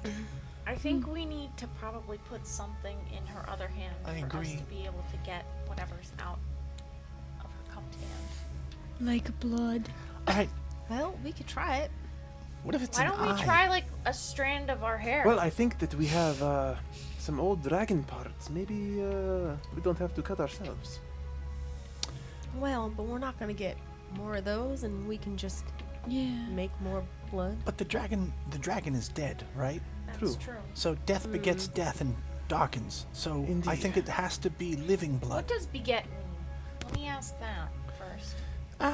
It flows from, it births. So life births life. Death births death. What if Squibby crawls into her hand? Or is Well, that... I don't want to risk Squibby like that. She's cupping whatever was in the other hand. Hey, you want to know what I think is going to happen? She's gonna take it. It's going to close. Yeah, and this I was one's thinking gonna that open. too. I was thinking that too. I think the choice is clear. Give me a dagger. Not that one. Okay, thanks. She first hands you the new jade dagger that she got, and you don't like the poisonous aura you get from it. Instead, you take the rhyme dagger, the cold one.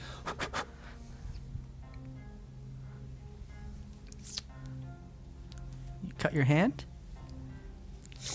You hold it out over the The open extended hand. palm. Drip, drip, drip. It rests in the hand. The palm begins to glow. Yes.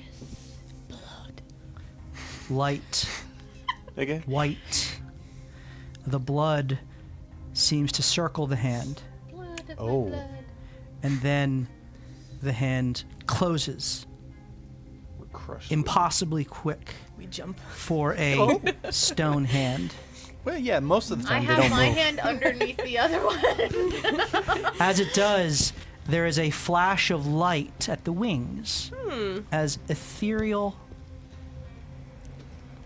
feathered wings extend forth. Okay. And the hand opens and drops a stone that is carved in a very particular way.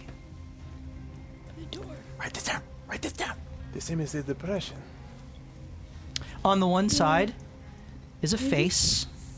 Half of the face is upturned in a smile with what looks to be a halo above its head. The other half of the face is downturned in a painful show of mourning, Very theatrical. with an eye that is missing and a horn emerging therefrom. On the flip side is what looks to be a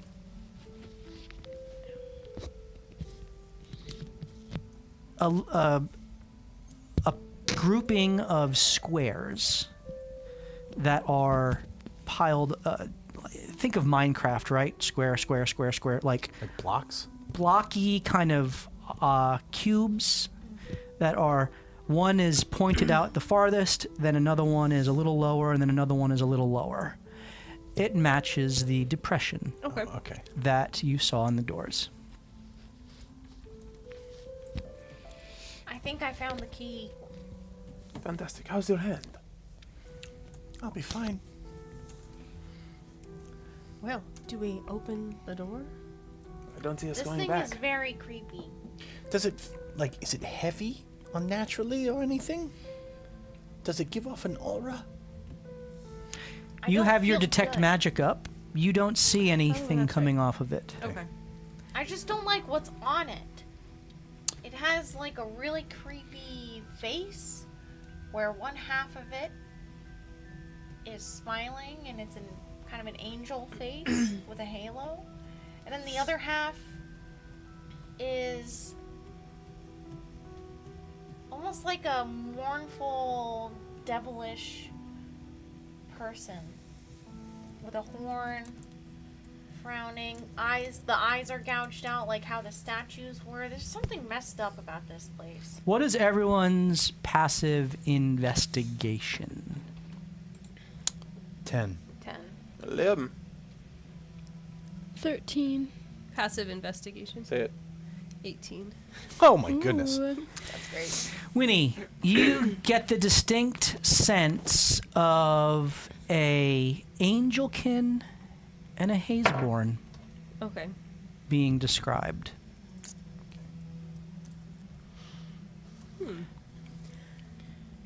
Now, can you humor me and just see if what happens if Lucky happens to be holding the coin?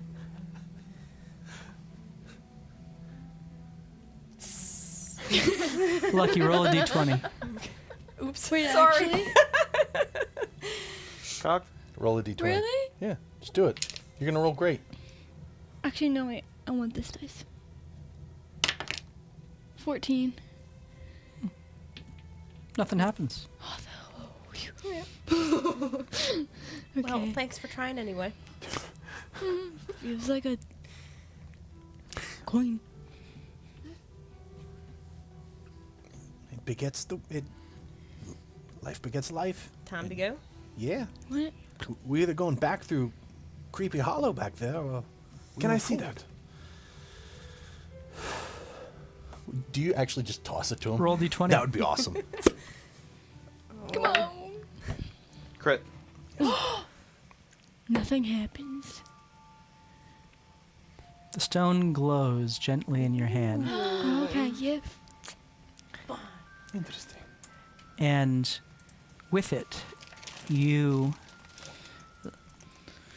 as long as you hold that, you are able to sense the spirit realm within 30 feet of you. And as you hold that, because you rolled a crit, you sense 2 energies in the ceiling above you. And you look up and you see a seam as if a door was there, ready to be released. And with a crit, just because you get the sense that if you had done this puzzle wrong, that would have been released upon you to bring death to those who failed to bring life. Guys, I think that we did a good job here. Look above us. For whatever reason, I feel as though I'm connected to something else. I can sense spirits, and I think if we were to do the puzzle incorrectly, death would have begat death. What's upon our- above us? seems to be some sort of door to be unleashed upon those who are ignorant of how to finish the You puzzle. guys see a door? my. Additionally, you sense the presence of spiritual energy beyond the double doors. I will allow you to roll perception to see how specifically you can triangulate that spiritual presence. 12. There are presence remains. There's one that seems to be slowly moving. The other one that you sense seems still. Is the still one the one that I got a blip of? Or do I think it was this thing? None of these are, you don't think any of these were the blip. Okay. Okay. We definitely have some company on the other side of the door. Is at least what it feels like. Right. But not very fast moving. There's a lot of... One's completely still and the other is slowly moving around the room, I would guess. Interesting. What do you want to do? How does the energy feel to you? Can I discern the intent? Roll the energy as in like just the aura of the spirit, Yeah. like its intentions. Roll a disadvantaged insight check. Oh, well. Sure. 6. 6. Impossible to tell. Yeah. I can't tell, but we have a key. We did the puzzle right, and I think that we've gone this far. Right. Alright. Point of order. At any point in time, we can stop. That's true. But I do think now is the time to move forward. I agree. I do think I should probably go in front because if something does come at us right away, I can take the hits. Yeah. Yeah. I have to be up front to open the door, so... All right. I will, I'll be right behind. I'll be next to him. Alright. It's a squad of us. All right. Scadu, you approach the door and you gingerly place the key within. As you do, the same light glow that you saw within the statue reverberates outwards through the door, and on the floor with those concentric circles, the same light goes forward. As you feel a rumble through the whole room, as the doors recede into the wall around them. As they do, they immediately begin to give way to what you see Rumbly in my dumpy. in front of you. Sorry, that was me. Need a little smackerel. As the light pours forth from the dancing lights, a hallway emerges that you're able, with your dark vision, to see all the way to the end of. All the way down. Can I use stone cutting again? We can see it right now. I wouldn't use it yet. You have limited usage, right? You've used it twice for the day. Does it... Question. The first 2 times that I used it, I think were within the 10-minute window. So does that count as using it once? Or does that count as using it twice? That counts as using it once. Okay. I didn't know. think I I didn't still know it have lasted 10 minutes. it So lasts 10 yes, minutes. that you're good with that. Okay. So you've used it once. All right. As you peer down the hallway, The You reason why I'm asking to use it is because if there are things that we can't see, you know, Yeah. but that's okay. that's good. I would say 10 minutes has elapsed from the time when you Yeah. first activated it, so it would now be a second use. But as the doors to the sealed room slowly open, you see a long hallway with alcoves opening along the north and south of the pass.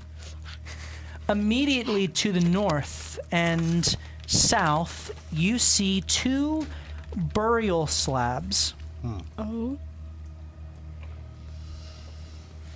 Probably full of One closed to the north with a body mummified or otherwise embalmed on top of the sarcophagus. sarcophagus girl. Sarcophagare with a not ger. It's Sarcophagum.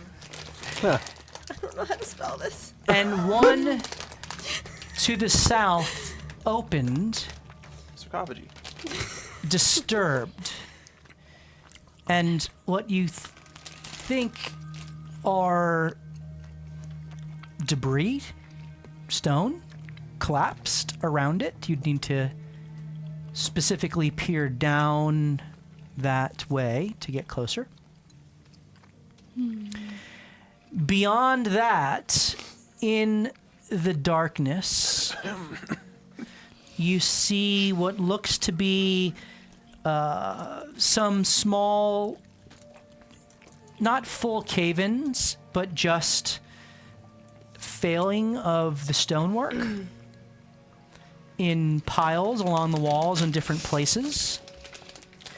And you see a pedestal, circular, at the far end, which you would need to get closer to inspect. About that place, you also see walking briefly, faintly, as it moves. Oh. I'm sorry. No, you see it here. Within 30 feet, because I have 60 feet. you have the stone gives you a sense of spirits within 30 feet. A creature which seems to just kind of disappear into a cove in the south. You all saw it. It looked to be a humanoid skeleton with some sort of armor and some sort of weapon in its hand as it just lumbered and disappeared into the darkness of the cove in the south. Did everybody see that? Yeah, I didn't like it. Though the rumbling would have been impossible to miss, the creature does not seem to have been alerted to the physical presence of the living.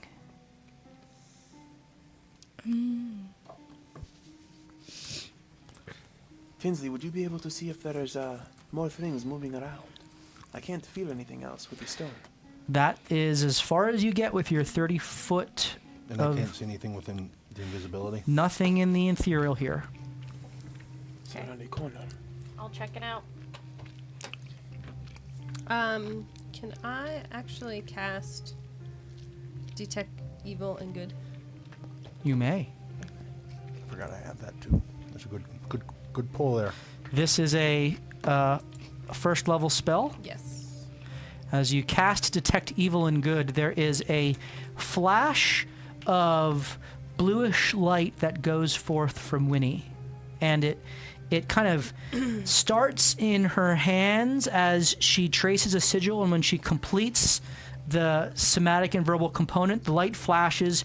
It travels down her fingers, down her arms, into her feet, and through the floor and walls, and kind of goes up everywhere, almost like a sonar. Ping, as it goes. And the first thing, the most proximate thing, is the sense of evil and good, celestial and fiend, from the statue behind you. Oh, okay. The next thing you get the sense of, and please remind me exactly what in addition to celestials and fiends it gives you the sense of? Aberration, celestial, elemental, fey, fiend, or undead. You get the sense of what's the range? 30 feet. Let me just confirm. Yeah, 30 feet. Get the sense of 4 undead, 3 undead, 3 or 4 undead. It's hard to tell. There's one that's moving on the periphery of your range, in the immediate 30-foot, but there's only one that's moving. Okay.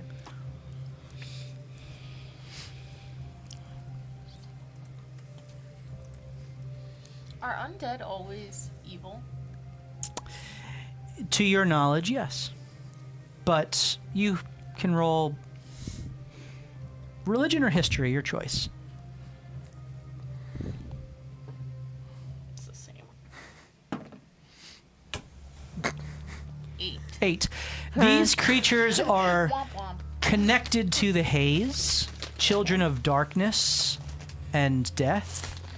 And while there may be a story of one that has some sort of sentience that tried to bargain or make a deal that could somehow be considered good, generally these creatures are destroyed on sight by the Melinda and the Hammers and any who would come across them. Okay. Not ideal. Sunny, of course, is raring to go in and smite these creatures, but she is calmly holding herself at bay, awaiting the direction of her party. I think that we should have somebody inspect very carefully the tombs while I move a little bit forward myself and see if I can see anything else spiritually. Winnie, I think you're very good at inspecting, correct? I can do that. So I need specifics. So I'll go Is there- forward. Yeah, what is this here? Is it a step down, a step up? It's a straight step. There's fall to no my downward death. motion. Nope. It is, the floor continues.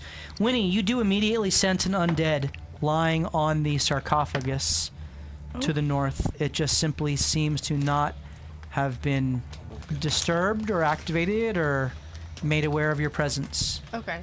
Can I walk up to its, I guess, equal to it, its level? I don't know. If I'm saying Are it you right. seeking to go stealthily? Yes. Please roll a stealth check for me. Please. 10. 10.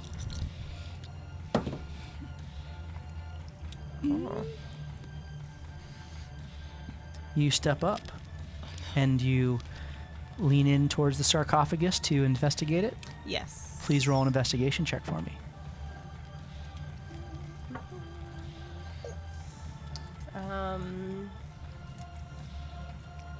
Oh, 27, I think. 27. You lean down, and immediately you see what looks to be, well, this is definitely a larger creature, a larger anisum. Oh, telltale sign, those large underbite, the kind of the jaw and the fang-like teeth that protrude, definitely an orc or a half-orc. There's a sword that it has in its hand, and I don't see any markings or engravings around here. You kind of bend over to look at the base, and as you do so, the hand reaches out and grabs yours. Scheisse. I need you all to roll initiative. You have advantage. Oh, I already know what I'm gonna do. I already know what I'm going to roll. Roll advantage. Perfect. Then you should be at the top.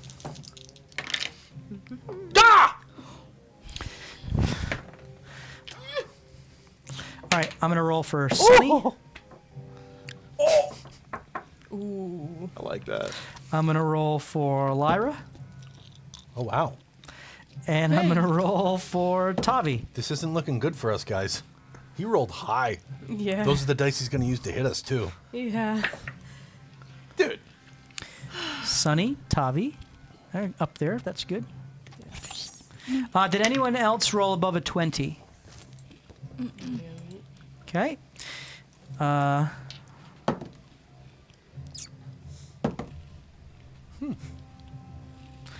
It's good for you guys. Did anyone who gave me 16 to 20? Yikes. Wow, guys. Okay. 11 to 15. 15. 12. Okay. Oh, it's pretty easy. Right after you. That's what I'm Okay. gonna do. Oh yeah. Lyra. Where's my enemy? What'd you roll? 9. What'd you roll? 6. Scatty, you rolled a 9? Yeah. That's even worse. What'd you roll? I rolled a 5. That's my dice right 9. I'm going last. Tinsley? I rolled a 6. They call me the caboose for a reason. All right. Because I have 2 handprints on mine. Oh, badass. Yes. As this happens, Sunny's not really paying attention. And so she kind of hears Winnie, react. And she kind of comes running in, and as with Tavi and Lyra. And they're essentially one round out of combat. As they all make their way they can't really get past you as the door is full. So they're kind of just waiting for you to move so that the next turn they can enter into the fray with whatever happens. So that's Sunny and Tavi, and now Winnie. This skeletal orc has you in its clutches. You are not grappled or anything like that mechanically, but you are grasped, and it is your turn to act. Shocking grasp. Shockingly grasp it. You grasp me, I grasp you. Shockingly. I'm going to cast Cantrip. Yep. If it is a Cantrip, will trip. ranged cantrip, you will be at disadvantage because you were within 5 feet of it. It is ranged. I thought maybe it wasn't. You won't bite him. I know. You I can don't. seek to withdraw. You would potentially take an opportunity attack, and Dog throwing up. I don't know. I mean, dogs bite love it. bones. I think I have to bite it. Do it. That's tough. I think when you rip his arm off, you walk around with his ulna the rest of the campaign. Like Yeah. trotting. Yeah. Look what I have. Okay. All right. Well, Technically, this creature is prone, so you have advantage with the melee How about attack. that? That's better. 21. 21 is a hit. Thank goodness. Yay. Go ahead and give me your bite damage, please. 6 bite damage. Wow, okay. As the orcish skeleton grasps you, you reach down, you do in fact bite off its and it comes off in your mouth. The hand continues to try to claw at your throat as you hold it there and spit it out onto the ground. It is now Lucky's turn. I go up to it, take my 2 daggers, and stick them in its skull. Okay, you go up to it and you go to with each of your attacks. Rhyme and Jade. Go ahead and roll advantage because it is prone. First attack. Yep. Oh, wait. A lot. 18. Do I add the Yeah, you do. damage? Wait, where is it? You rolled 18 on the die. That's a hit. 18 plus. Go ahead and give me your second attack. With advantage. Ooh. Actually, hold off on that because depending on how much damage you do with your sneak attack on this, it could potentially kill it, giving you your Did you hit it with Jade first? Poison. Which one did you hit it with? Yeah, which one's your primary attack? Rhyme. Rhyme. Okay. Plus sneak attack. So 9. 8 plus 9. 18. So you hit it with rhyme No, first. You have to break out the frost though. We don't know if this Actually, thing So so her 17 it's piercing, but it's magical piercing, and then the extra damage is frost damage, and then the other one is magical piercing, with a point of poison damage. So you hit it with rhyme, and you do how much damage with your sneak attack? Do I add the frost now or after? Yes, you add the frost now. So 18. 18 damage with your sneak attack. Wow.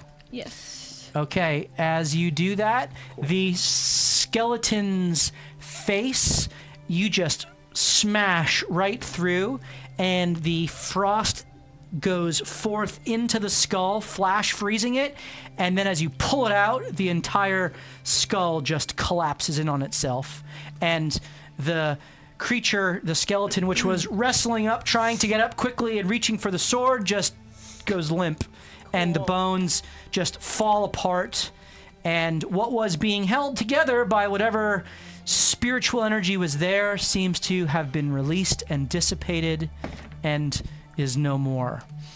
Got it. At that, you see wrestling in the shadows the other skeleton. You have used Wait. 15 feet of movement as you look ahead. Yeah, can I I'm gonna- hide as a bonus action. bonus action? Because I also have Veil of Dusk, right? So wouldn't that be You advantage? do. Go ahead. Well, let me do a couple things. As you now look around, it's this one. You see that there is what looks to be rough-hewn, collapsed tunnel that proceeds to the south. You also are now able to see into this alcove a little further, Okay. and into this alcove a little further. Okay, so that is what you now find with your position. Are you seeking to approach? You're seeking to hide. Roll your bonus action hide. You have advantage. Nice. So 17. Okay. Well, no. Don't you have a modifier? What would that be? Stealth. Stealth. Plus 8. Not 17. 25. Okay, very good. You Different duck story. into as the skeleton crumbles. The other skeleton, the haze-born skeleton that you can now see, as there are horns coming back from its skull, turns towards you and pulls out its sword and looks in your direction, and its eyes focus on Erwin, who is there having just ripped off the arm of its fellow undead guardian. You are hidden. Are you seeking to go and make your off? Oh, no, that was your bonus action. Yeah. Okay. And so you are hidden, and it's kind of like there. You see this. None of the rest of you see it, and Yeah, you don't. no. If you call it out, you will alert it to your presence. Can I use like a hand signal? You are hidden, so you can earpiece and try But to. when I still have to talk though. You can. I'll let you stage whisper it. So you're whispering this as you speak to your party. Go ahead. What do you tell them? Okay, guys, there's another undead guy. He's around the corner up ahead, and I think he sees you, Winnie. All right, and in your 6 seconds, that's what you're able to get off. As we now move to Lyra's turn, who is waiting, and it is Scaduli. All right. I'm going to move myself from the door to try to make a path. I think it's what, 15 feet across here? About 15 feet. Yeah, 15 feet. So if I move up through the doorway, I'll be able to. People will be able to move by me and Winnie. Yes, difficultly, because there are sarcophagi here. This stretch here is kind of blocked by the sarcophagus, but they could make a athletics check to try to get by you. Understood. Can I stand on top of this sarcophagus? You may. You stand on top of the sarcophagus. You do not see the skeleton she's speaking of from that spot. No, I do not, but I was able to hear her. You are able to hear her. You know that there's one presumably on the other side of the wall from where you are standing. Yes, I would like to, I'll take my bonus action and I will cast, prepare finger guns. Finger guns is prepared. And I would like to hold my action until Okay. I see somebody come within my vision here, if that makes sense. Absolutely. You're holding the action for an enemy that comes into your vision. Yes. All right, very good. And with that, Lo and behold. Come here, boy. I say. Winnie! as that skeleton meanders up, you have a shot, Scaduli. All right. Let's do it. 12? 12 is a miss. As the force energy from your finger guns go forth, and it kind of emerges and almost startles you because you didn't know that it was a haze spawn skeleton. And there is just a sense of like, whoa, and you are startled enough for it not to find as the skeletal, as the energy just shatters some stone on the wall, and it takes its swing at Winnie, and that hits you. It does. It hits you. What? Or, do you have shield prepared for today? No, I don't. Okay. No, and I'm 12. I'm just making sure. Yes. So it is a 21 to hit, Yeah. and you take 3 slashing damage from its rusty old sword. Gross. You also hear the rustling of some other creatures.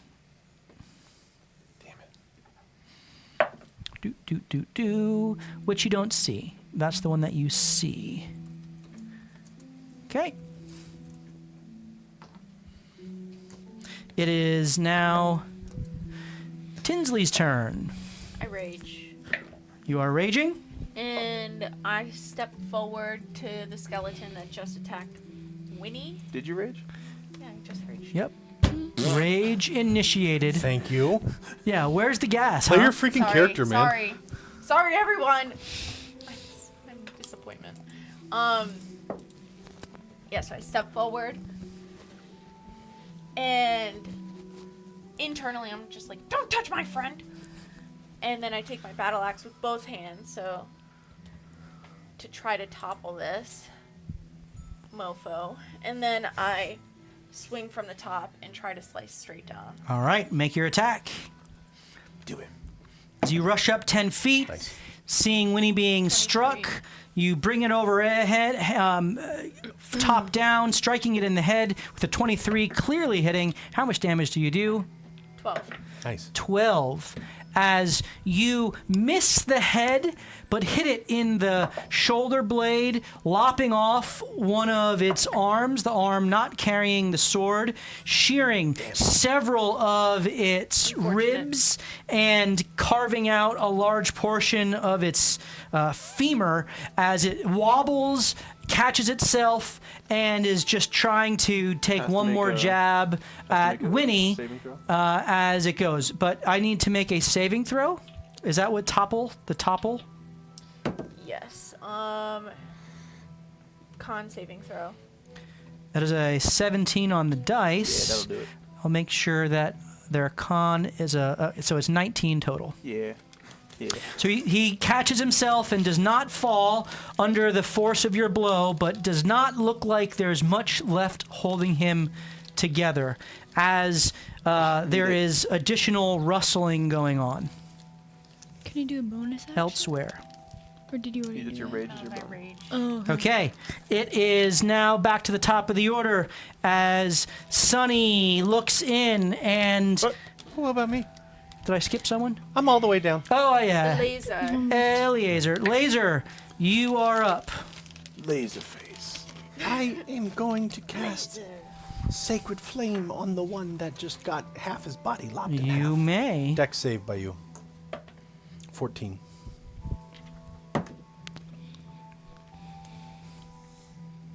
That is a 14. He succeeds.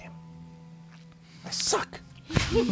As the spiritual energy emerges and flashes down, And there's a lot you of see them. Tinsley rush up and attack, and in an effort to make sure she doesn't get hit, you adjust but overcorrect just enough, and it is not able to meet the creature as it is now Sunny's turn.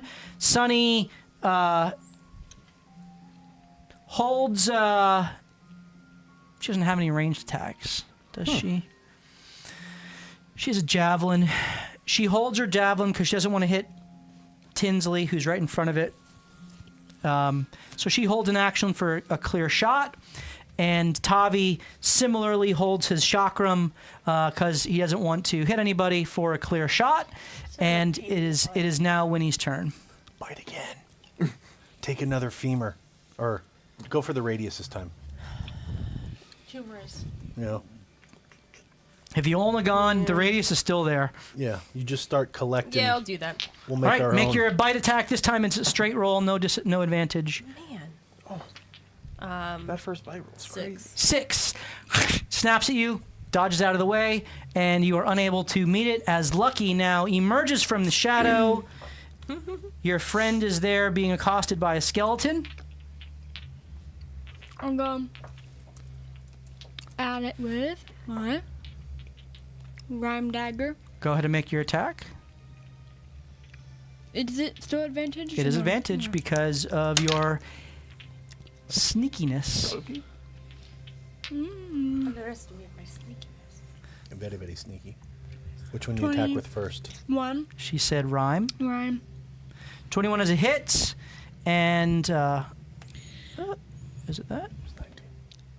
And it crumbles under the icy blow What?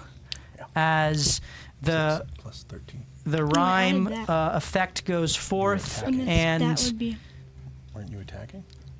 you stab it that was to hit though. right into the chest. Yeah. Right there. Plus 6. Okay. Sorry. Just making sure you're looking at the right part of the thing.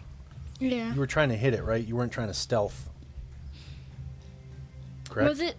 Yeah, this was attack. You made your attack So roll. then, Okay, yeah, so you were then plus it's- 6 with rhyme. 19. Yeah, then it's 19. So I was looking at. It's still a hit. Yeah, thing. I'm just Yeah. making Yeah. sure you were looking at the right Yeah, spot. make sure Yeah. your the math is mathing. That's all good.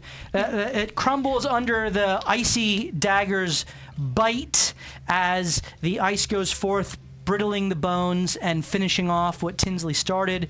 As it collapses, one here. you scan ahead, and there is a dwarf skeleton that you can see with your dark vision, and you hear another one about to come around the bend.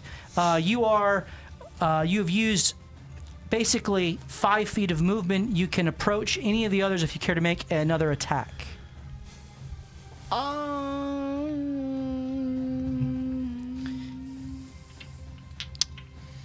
To draw their gaze towards you, or to seek to do any other things. We have to find space.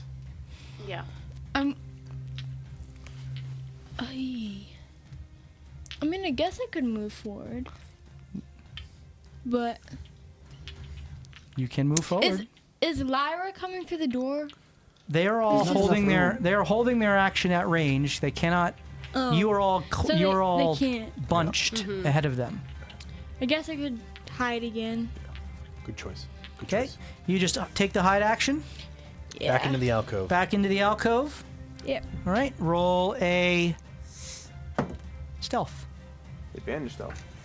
It is advantaged stealth. Okay, that was 21. Nice. Okay. You think you're hidden as you've taken out one of the skeletons. Lyra continues to hold, and it is Scadulee's turn. Come on, Skadee. Well, sugar. You don't see any creatures. Do I sense any creatures with the stone? You sense 2 within 30 feet. All right. So they already know we're here. So I'm going to tell the people that are next to me. I'll just use the whisper link. I say, hey, right, I would say maybe 15 feet away, 20 feet away, there are 2 kind of positioned in alcoves. So if we try to run down a hallway, it probably wouldn't be good. So maybe we should try to draw them down more. But my first and foremost... That's your 6 seconds. Ah, yes. Okay. I'm also going to prepare Shillelagh. Shillelagh is prepared. Please roll a nature check. Come on. 10. That succeeds. Yes. Oh, good. Stress. So Shillelagh is activated on your staff, your dragon-toothed staff now, and your hands are also activated. Hands. All right, Winnie, attack against you. All right. This is a 2 plus is 5 to hit. As you kind of see this one coming, Yeah. this looks like a typical humanoid with a spear. It goes to jab at you with the spear. You easily dodge out of the way as a dwarf skeleton emerges, Tinsley, and with an axe at the same height as you, right into your shoulder blade, kind of top of your arm, as you take 3 damage, halved down to 1. From your temp or your increased. Yeah. Yep, and this little Really gonna dwarf is there in front of you, kind of at the same height as 29. you there. Yeah. And at that,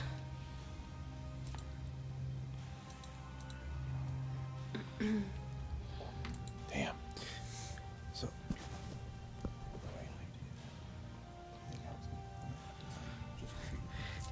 these creatures, you sense them now as they come into presence. They're closer. They're not. It seems like there is somewhat of an intelligence to them. They're not just meandering forward, like to be slaughtered. They're actually using the coves here to provide some sort of cover. Yeah. So it is.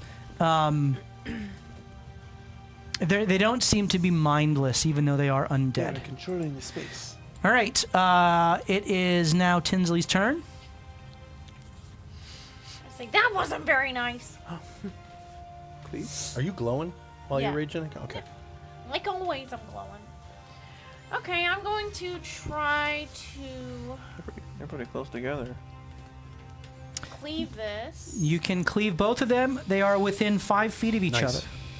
Oh, yeah. Oh, nice. Come on. You know what? I'm gonna use this dice. Mm-hmm. Make your first attack. Yikes. Why are you using that dice? As you swing Because this I was rolling dwarf, poorly with the other one. you saw the axe, and now you see the shield that it brings up and parries your axe away, unable to make the attack. Oh, this is a good one. Are you moving or are you staying still? try to like spin around to dodge it, but I'm gonna try to still be within the range to get the other one. Well, you are within 5 feet of the other one. It's just catty corner to you. But I think in order to use You have to hit the first. cleave, Yeah. you have to hit the first one. Yeah. Oh, okay. Yeah. It's Yeah. kaput. Yeah, Yeah, yeah. 10 foot.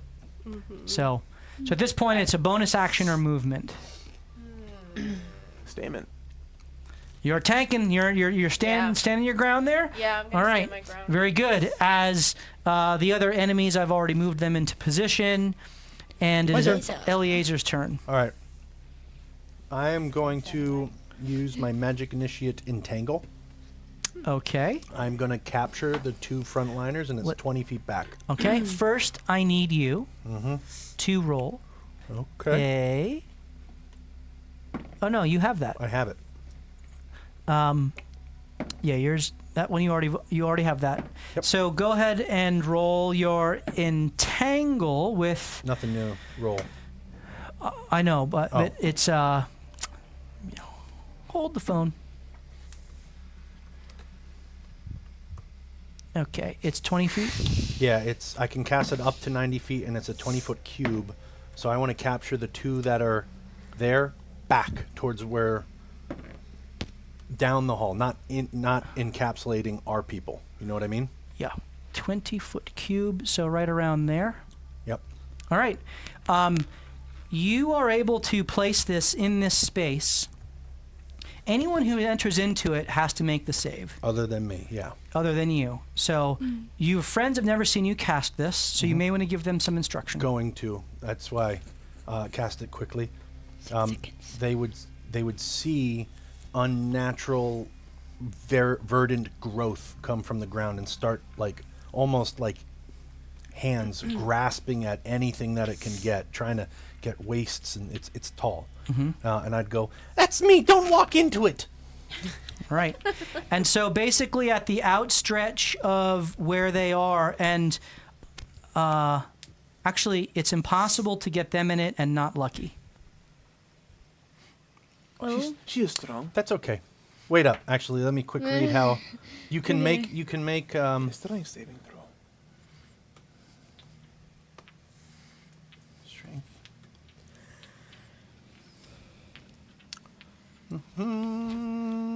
All right. This is going to sound terrible, but this is a risk I'm willing to take okay. because I think we're going to knock out the 2 before you come back around, and then you can get out. I'm medding, but Sorry! First time zoning it in. All right, so they need to make athletics checks. strength savings. Yeah. Ooh, I suck at it. I know. Against your spell save DC. Against my spell save. All right, so these guys, I would assume they're not strong. You don't have to worry yet. that's a 16 Damn it.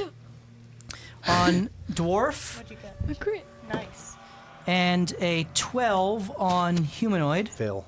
Okay, so he is grappled or restrained. Restrained. Okay, and Lucky, what did you roll? Oh, a crit. Boom. My out. athletics are 0+. That's okay. All right. She's out. You I'm out. are not affected, but this one here is restrained. And any of the other creatures that may And anything move that into moves it. within, they also need to make the save. I would move up 5 feet as well. You move up 5 feet. Very good. All right. That is your turn. Sunny holds, Tavi holds. Winnie, Yes. you are right next to 2 of the skeletons. Strength. Right at the edge of the grasping vines that are seeking to wrap themselves around the feet of the skeletons. And Tinsley's right next to me, right? Tinsley is right next to you. Yep. Okay. I'm going to try and bite the one closest to me. Okay, you're Again. biting the humanoid that attacked you with the spear. Go ahead and make your attack. He's not restrained. He is. This one is restrained, so you have advantage because it's restrained. Good call. Oh, okay. That was a crit fail. So, 14. 14, No, 15. Sorry. 15, 11 plus 4. 15 hits Like instead of first thing you meets. said. Oh, good. So you would have met, so you do 6 job, damage. Winnie. And its attack rolls will have disadvantage as well. It's 6. damage. 6 damage as you bite the extended arms once more, and it kind of rips its out of the hand out of the jaws, but the arm bones are mangled and kind of hanging there awkwardly as it rears back, trying to wriggle itself out of the grasp of the vines. It's kind of being knocked and almost falling back. As it is now Lucky's turn. Lucky, if you remain within this 20 feet, you will need to make the save a second time. So I presume you are stepping out. You are still within 5 feet of the skeleton that is attacking Winnie, so you may make your attack. You do not have advantage, but you do get your sneak attack because an ally is within 5 feet. Well, she would have advantage, Actually, though. that one is restrained, so you still have advantage. Wait, which one? The one right on Winnie. Winnie. The one with the spear. Right here. Okay, I'll go go for to Connect Rhyme four. Dagger. All right, make your attack with your rhyme dagger. First. Yeah. Nice. You have advantage. Roll again. Oh. See if you crit. Nope. 24. Nice. Okay, very good. 23 with the is 24 with is +7 with the She said jade rhyme and first. +6 with rhyme. Yeah, So Rhyme 23. first. yeah, so 23. All right. Hit. Good job. And the first one in the order is your jade, so that gives it the +7. That's I saw what you rolled, so anyway. Your damage with the sneak attack is 18. It explodes again under the icy bite of your dagger, as this time you don't even try to make it subtle. You just come, much like Tinsley often does, straight down, right to the skull. You put it right on its forehead, and the skull just explodes, and the skeleton collapses into the joyful tendrils of the entanglement, which almost pull it in and grip them tightly. I start humming Suddenly Seymour. Perfect. Feed me. Yeah. All right. Lyra, hold Scaduli. I am going to give How far can I can see down the hallway, correct? You do. You can see as you kind of peer down, you see what I have revealed. Okay, very quick. I'm going to hit Shillelagh with the guy right in front of me. I'm going to smack him You in the may do head. that. He is within 5 feet of you as you make your shillelagh attack. Dude. 10. 10 is a miss. Oh my goodness. As you bring your shillelagh to bear, and he again, this little dwarf is quick. Yeah. Dodged. Over short distances. Dodged the entanglement. Dodged. The finger guns. Yeah. Dipped under the. And dodge. Drinks his dipped, urine because he dived, likes the dashed, taste. Dodged. And ultimately avoids your attack as Very well. quickly. Eliezer, how long is this going to last? Until I drop it or get punched in the face. All right, very good. With that, the dwarf takes another swing, this time at Scaduli, because that's who attacked him last. And that's a 21 to hit. You take 3 slashing damage as you take the full bite of the axe. Sure. The other skeletons seem to stop. Interesting. Again, there seems to be some sort of intelligence beyond what would a typical skeleton be, I'm trying to see. but This they is do not hazy, approach right? you, and they are It's hazy, right? So it's not. Okay. they are standing at bay. That's okay. We can focus You on sense this, Scaduli. These spirits came within your radius and then have stopped at the edge of your vision in front of the entanglement. Tinsley, you're up. I'm gonna mess this guy up. I'm gonna swing low and try to cleave his legs.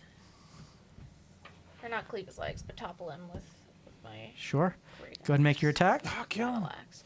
I'm gonna kill him. Dang, you need to use this dice. What's up, man? What are you It's doing? every dice. I keep switching It's my the dice tray. And so as the axe goes forth, this dwarf skeleton knows your fighting style It's an 11. and like, "You're again related." gets its shield out in front and Real pop's parries hitting your tonight. axe blow away. He sucks. As Eleazar, you are up. Laser, do something. All right. I saw the other ones not move into it. You are aware. Scatty, you called out the presence of others. I did call You out the did. So presence, you yes. know that there were others that you briefly saw move into the cove, and then there's none that have moved into the range of the entanglement. All Because right. you would sense if that they had. Right. I'm going to then take that as... So, and I know this one's not entangled, right? This one is not avoided the entanglement, Right. was in the radius of it. I'm going to take that as this thing is now no longer serving its noisy. purpose. Okay. The concentration spell. Okay. I'm going to I'm So going you're to drop concentration. Okay, you can do that for free. So it's gone. Okay. The entangle disappears. And then I am going to try something interesting. I like interesting. This could be good or bad. I'm going to thorn whip him and try to drag him into the middle of all of us, so we can beat the shit out of him. All right. Give me your attack. Okay. Okay. Ooh. 22. 22 hits. Because of your height, towering over Tinsley, I will allow you to attempt to pull the skeleton up over her. First, give me your damage. Pull that up for me, please. Am I able to take an Thorn Whip opportunity 4. attack? 4. Wow, No, it's 'cause like I'm in when the it's air when over? it's forcing him. moved I know, by that'd be itself. So fun. Can you imagine? Yeah. So we you would- do Mid-air. 4 damage. It is still on its feet. This is the first damage it's taken. I'm wrapped around its neck. I will allow you to roll a nature check Oh, okay. to see if you can pull it over her rather than into her. Animal handling? Because normally, if there is an obstruction, you're not able to pull it. So because of your height, I'm giving you the opportunity to do this. It's just 10. You need to beat a DC 10 nature I check. have a 0 on nature. Oh my We're gosh. going to get good at this. You got this. 18! You succeed, and you pull it 10 feet to the threshold of the doorway between you, and it is now presently in each of your midst. Right next to you. Hit it on the head! All right, very good. That is a successful What nature I'm check. now hoping is Sunny it could to get the into the left? fray. There is room Still next to you watermelon. as Sunny sees the opening, None left. rushes up next to I you, don't need to know. and she's like, I've been waiting for this. As she brings her longsword to bear, makes her attack. What? I'll get him out here. That's 7 plus 6, 13. As it gets its shield up and knocks the sword. Tommy, get in there! Tavi's like, okay. Just throw it! And he throws the chakram. Ah! Oh, God. You and your sister! He rolls a 1. Come on! Oh, that is a 20 to hit on you, Eleazar. Yes. That's amazing. You take Right in the ass! Yeah, again. Dude. you take 8 slashing damage. You gotta be kidding me! It's like, I'm sorry. As the chakram falls at your feet, as he hits you in the back of the head. And you kind of shake off the blood, which starts trickling down at the base of your skull. He goes over and picks it up and kind of just looks at you sheepishly. Life begets life. You're forgiven! Sorry, I'll get the next one. Yeah, you better. As he's like, but you're so big in the doorway, I'll just Oh, hold. now blame the victim, sure.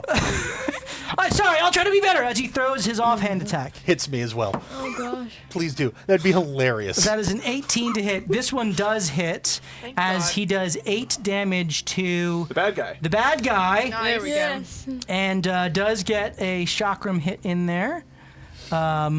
I'm not giving him a successful hit against That's you. a nature check. And I need those. she does 8 damage as he takes off the skeleton's head, hits it. The head falls on the ground and just is kind of looking up, and the body is still animated but wobbling. It's somehow still on its feet, though it is nearing collapse, nearing disentanglement. As it is now Winnie's turn, as there is a skeleton behind you, Winnie, that has been beheaded by the chakram of Tavi, who does step up and he'll retrieve his chakram. Kick the head. Died. That's what I was thinking. Stomp on it. Pull a scar. Yeah, the only thing I can do is bite when I'm surrounded by friends You don't and have enemies. Scratchies. Go ahead and make your attack. I have unarmed strike, but there's Yeah, zero. that's your bite. You just use damage. you just use bite. So Ha! I'm just gonna You critted nothing. You did nothing. Double it. Well, that is a 1. Oh, So. you better not bite me. Roll a d20. As you turn around and snap down at the creature. And then I rolled a 3. A 3. It gets its shield up right in your face, and you go down so fast, and it brings its shield up so fast. This guy is wily, and he sees you coming with his skull on the ground, looking up. He sees you turn, and give me a d4 Got here. eyes in the back of his head. You take 2 bludgeoning damage from the shield as you just headbutt this thing with your snap. Kicking our ass. We have no shot, guys. This guy with 14 hit points is killing us. Lucky, you are up. As this That's a guy- dwarf. This guy is respect it. surrounded by your friends, but he is 5 feet. He is 10 feet away Can we get from some you. advantage on these attacks? You're the only one aware of the other skeleton that is there. You can have an angle on that. Didn't I tell them? He Everyone did, else? though. I did. You, yeah. I mean, you can literally see it. Everyone is aware of the approaching skeletons, but you can literally see it. Should I leave that guy to you guys? Or should we go in? I would get rid of him. Those ones? No, you're not going to get rid of them. There's 3. Even if you do 18 damage, you got So rid that of 1. one? Yeah. Okay, I'll join everyone and stomp on the skull's head. Okay, you're flavoring your attack. Wonderful. I love that. As you go to just kind of finish it off, please make your attack. You Has to have advantage. You have sneak attack on this if you care to use it on this. What would I just? Just straight attack. It's just normal attack. Yeah, your She's normal like, attack. what's for regular people? Does she not have advantage? She's not flanking. Oh, and this is seriously? not no, because someone would need to be here for it to be flanking. So what'd you roll? If you stab me. Wasn't she hiding? Did you roll a 1? She was not hiding. I crit failed. Hey, yo! Roll a d20. We're just gonna be attacking each other. She'll kill me. the- She'll kill me. Roll a d20. This could be very bad for someone. One again. You rolled another one? Yeah. This was very bad for you. Oh. As you Serves you right. As you jump off the sarcophagus, going to just try to crush this thing, you do, except it's wearing a steel cap. And your foot comes down on it, and you slip, and you come down on your dagger. I will allow you to make a dexterity save. You got this. You're going to explode yourself. What's up with luck, pimp? Yeah, Oh, wait a second. Don't could you have one of your luck things? You could have used heroic inspiration to re-roll your one. It's if you too late wanted. now. But you rolled a second one Thanks after for that. telling me. You, Well, it no, doesn't you- matter. come You rolled on. the second one after. You know that. your character. Okay. Well. What'd you Roll- roll here roll. for your dex save? She's finally human. Not Do what we we use need it this to one be. or this one? Yeah, not when we Dex need save. This one. 9. Do you want to use your once a day Look. hourglass, which allows you to re-roll 1 dex save a day? Oh my god, yes! Why not? Go ahead and roll. Actually, I'm not using this dice. I'm using this one. Better. 16. 16 is enough to That not is better. fall on your dagger, doing 18 damage to yourself. Wow. That would've been awful. Okay.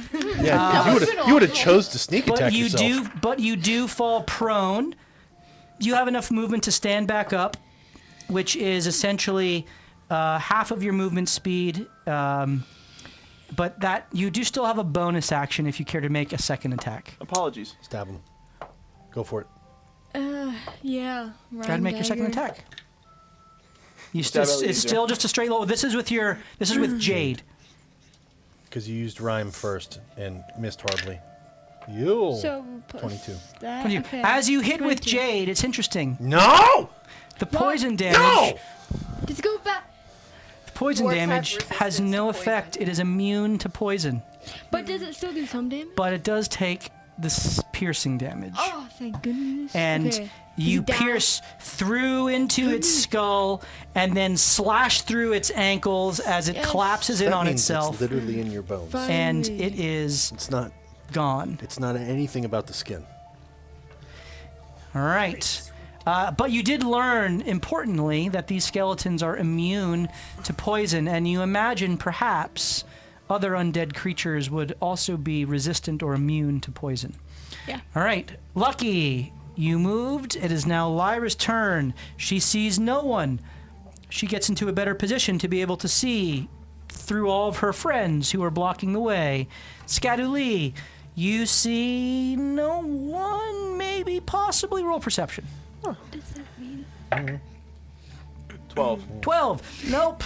Got nobody in view. Nice. Here they come. Bum rushed. I'm going to give Bardic Inspiration to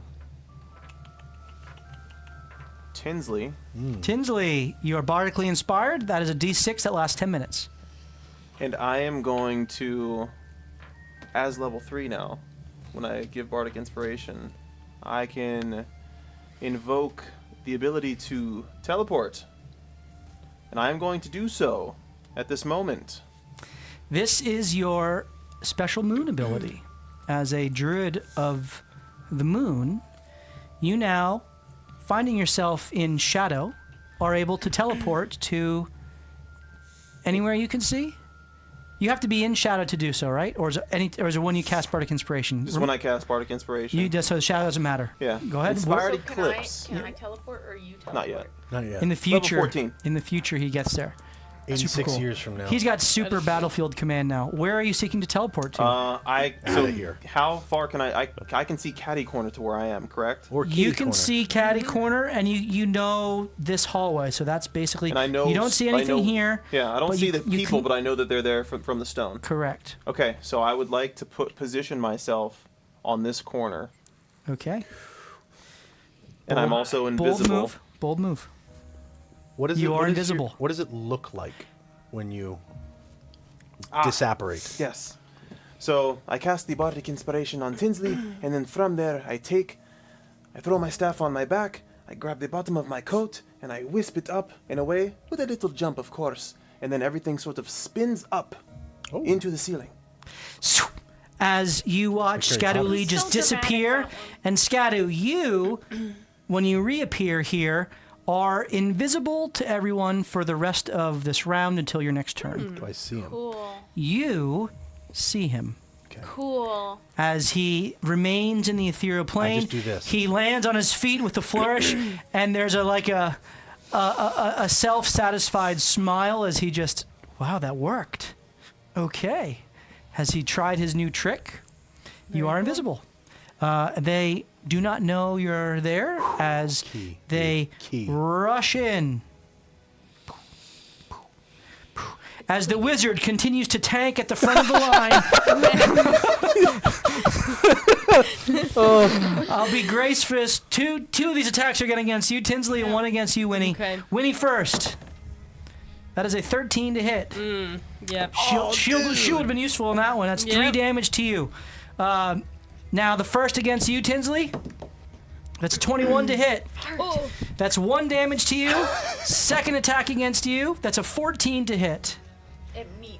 So that is 1 damage to you. Good.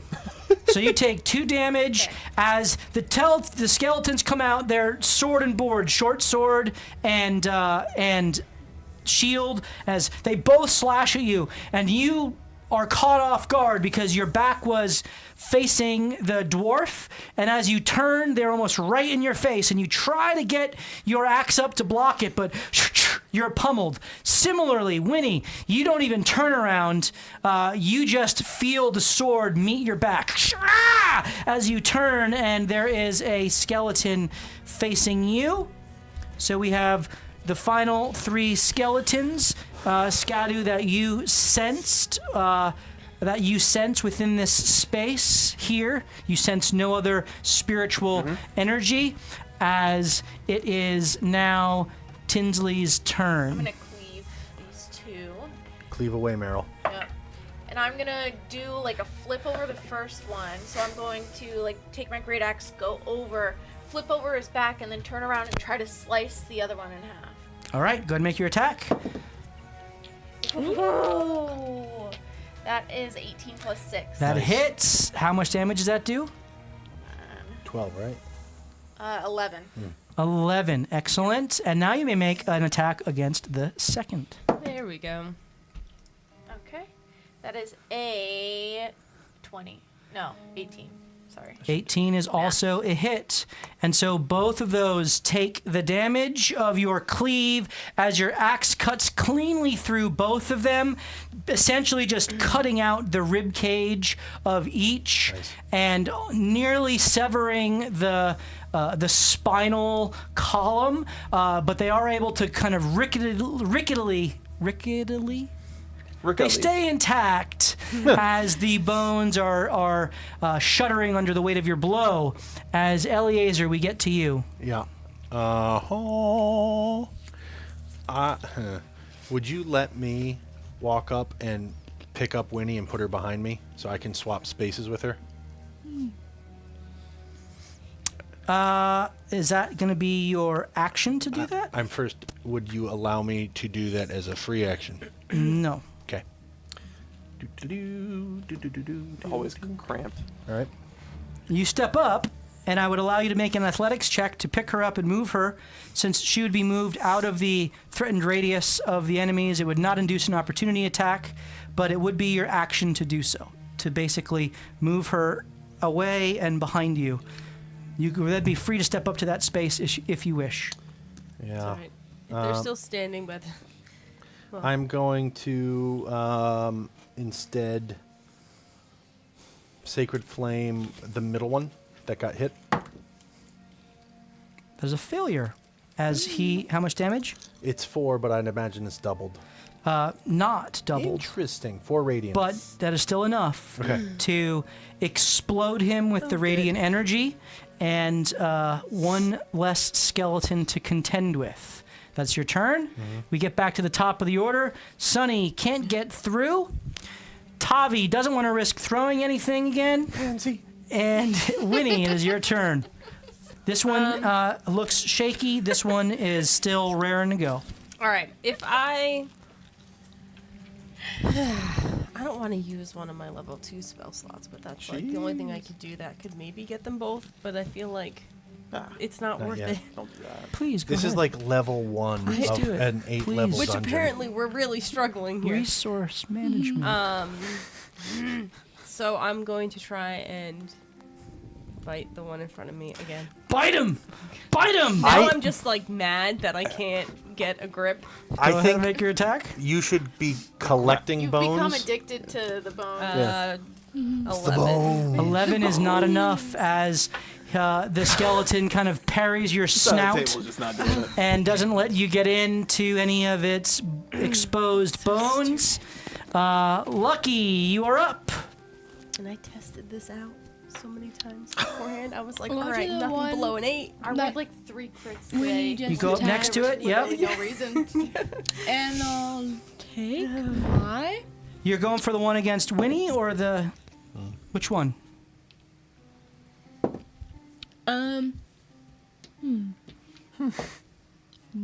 Winnie? Okay, make your attack. Is it not advantage? It is not. Unless you try to get flanking with it, which would give you an opportunity attack by that one. Oh, yeah. And you need those. I Farm do it. need those. Farm it. I will. I'll do that. Okay, you get into flanking, risking the opportunity attack. That is a Oh, it always rolls 13 to one. hit. Does it hit you? Nope. Oh, no. Okay, that is a missed opportunity attack. You went with rhyme? Yeah, 24. No reason. 24 hits. Are you using sneak attack? Yeah. Okay, 18 explodes it. As you finish this one off, Thank goodness. you have a bonus action offhand attack. Do you care to take it against this one as you step up? All right. I guess for Jade, Jade baby. dagger. This will be Jade, so it's it's immune to Advantage? the poison, but it still takes the. This is you're able to get into flanking technically on this one as well, Advantage. Tinsley. Roll that again. Oh, thank goodness I rolled a crit fail. Okay. Nice. Could do it.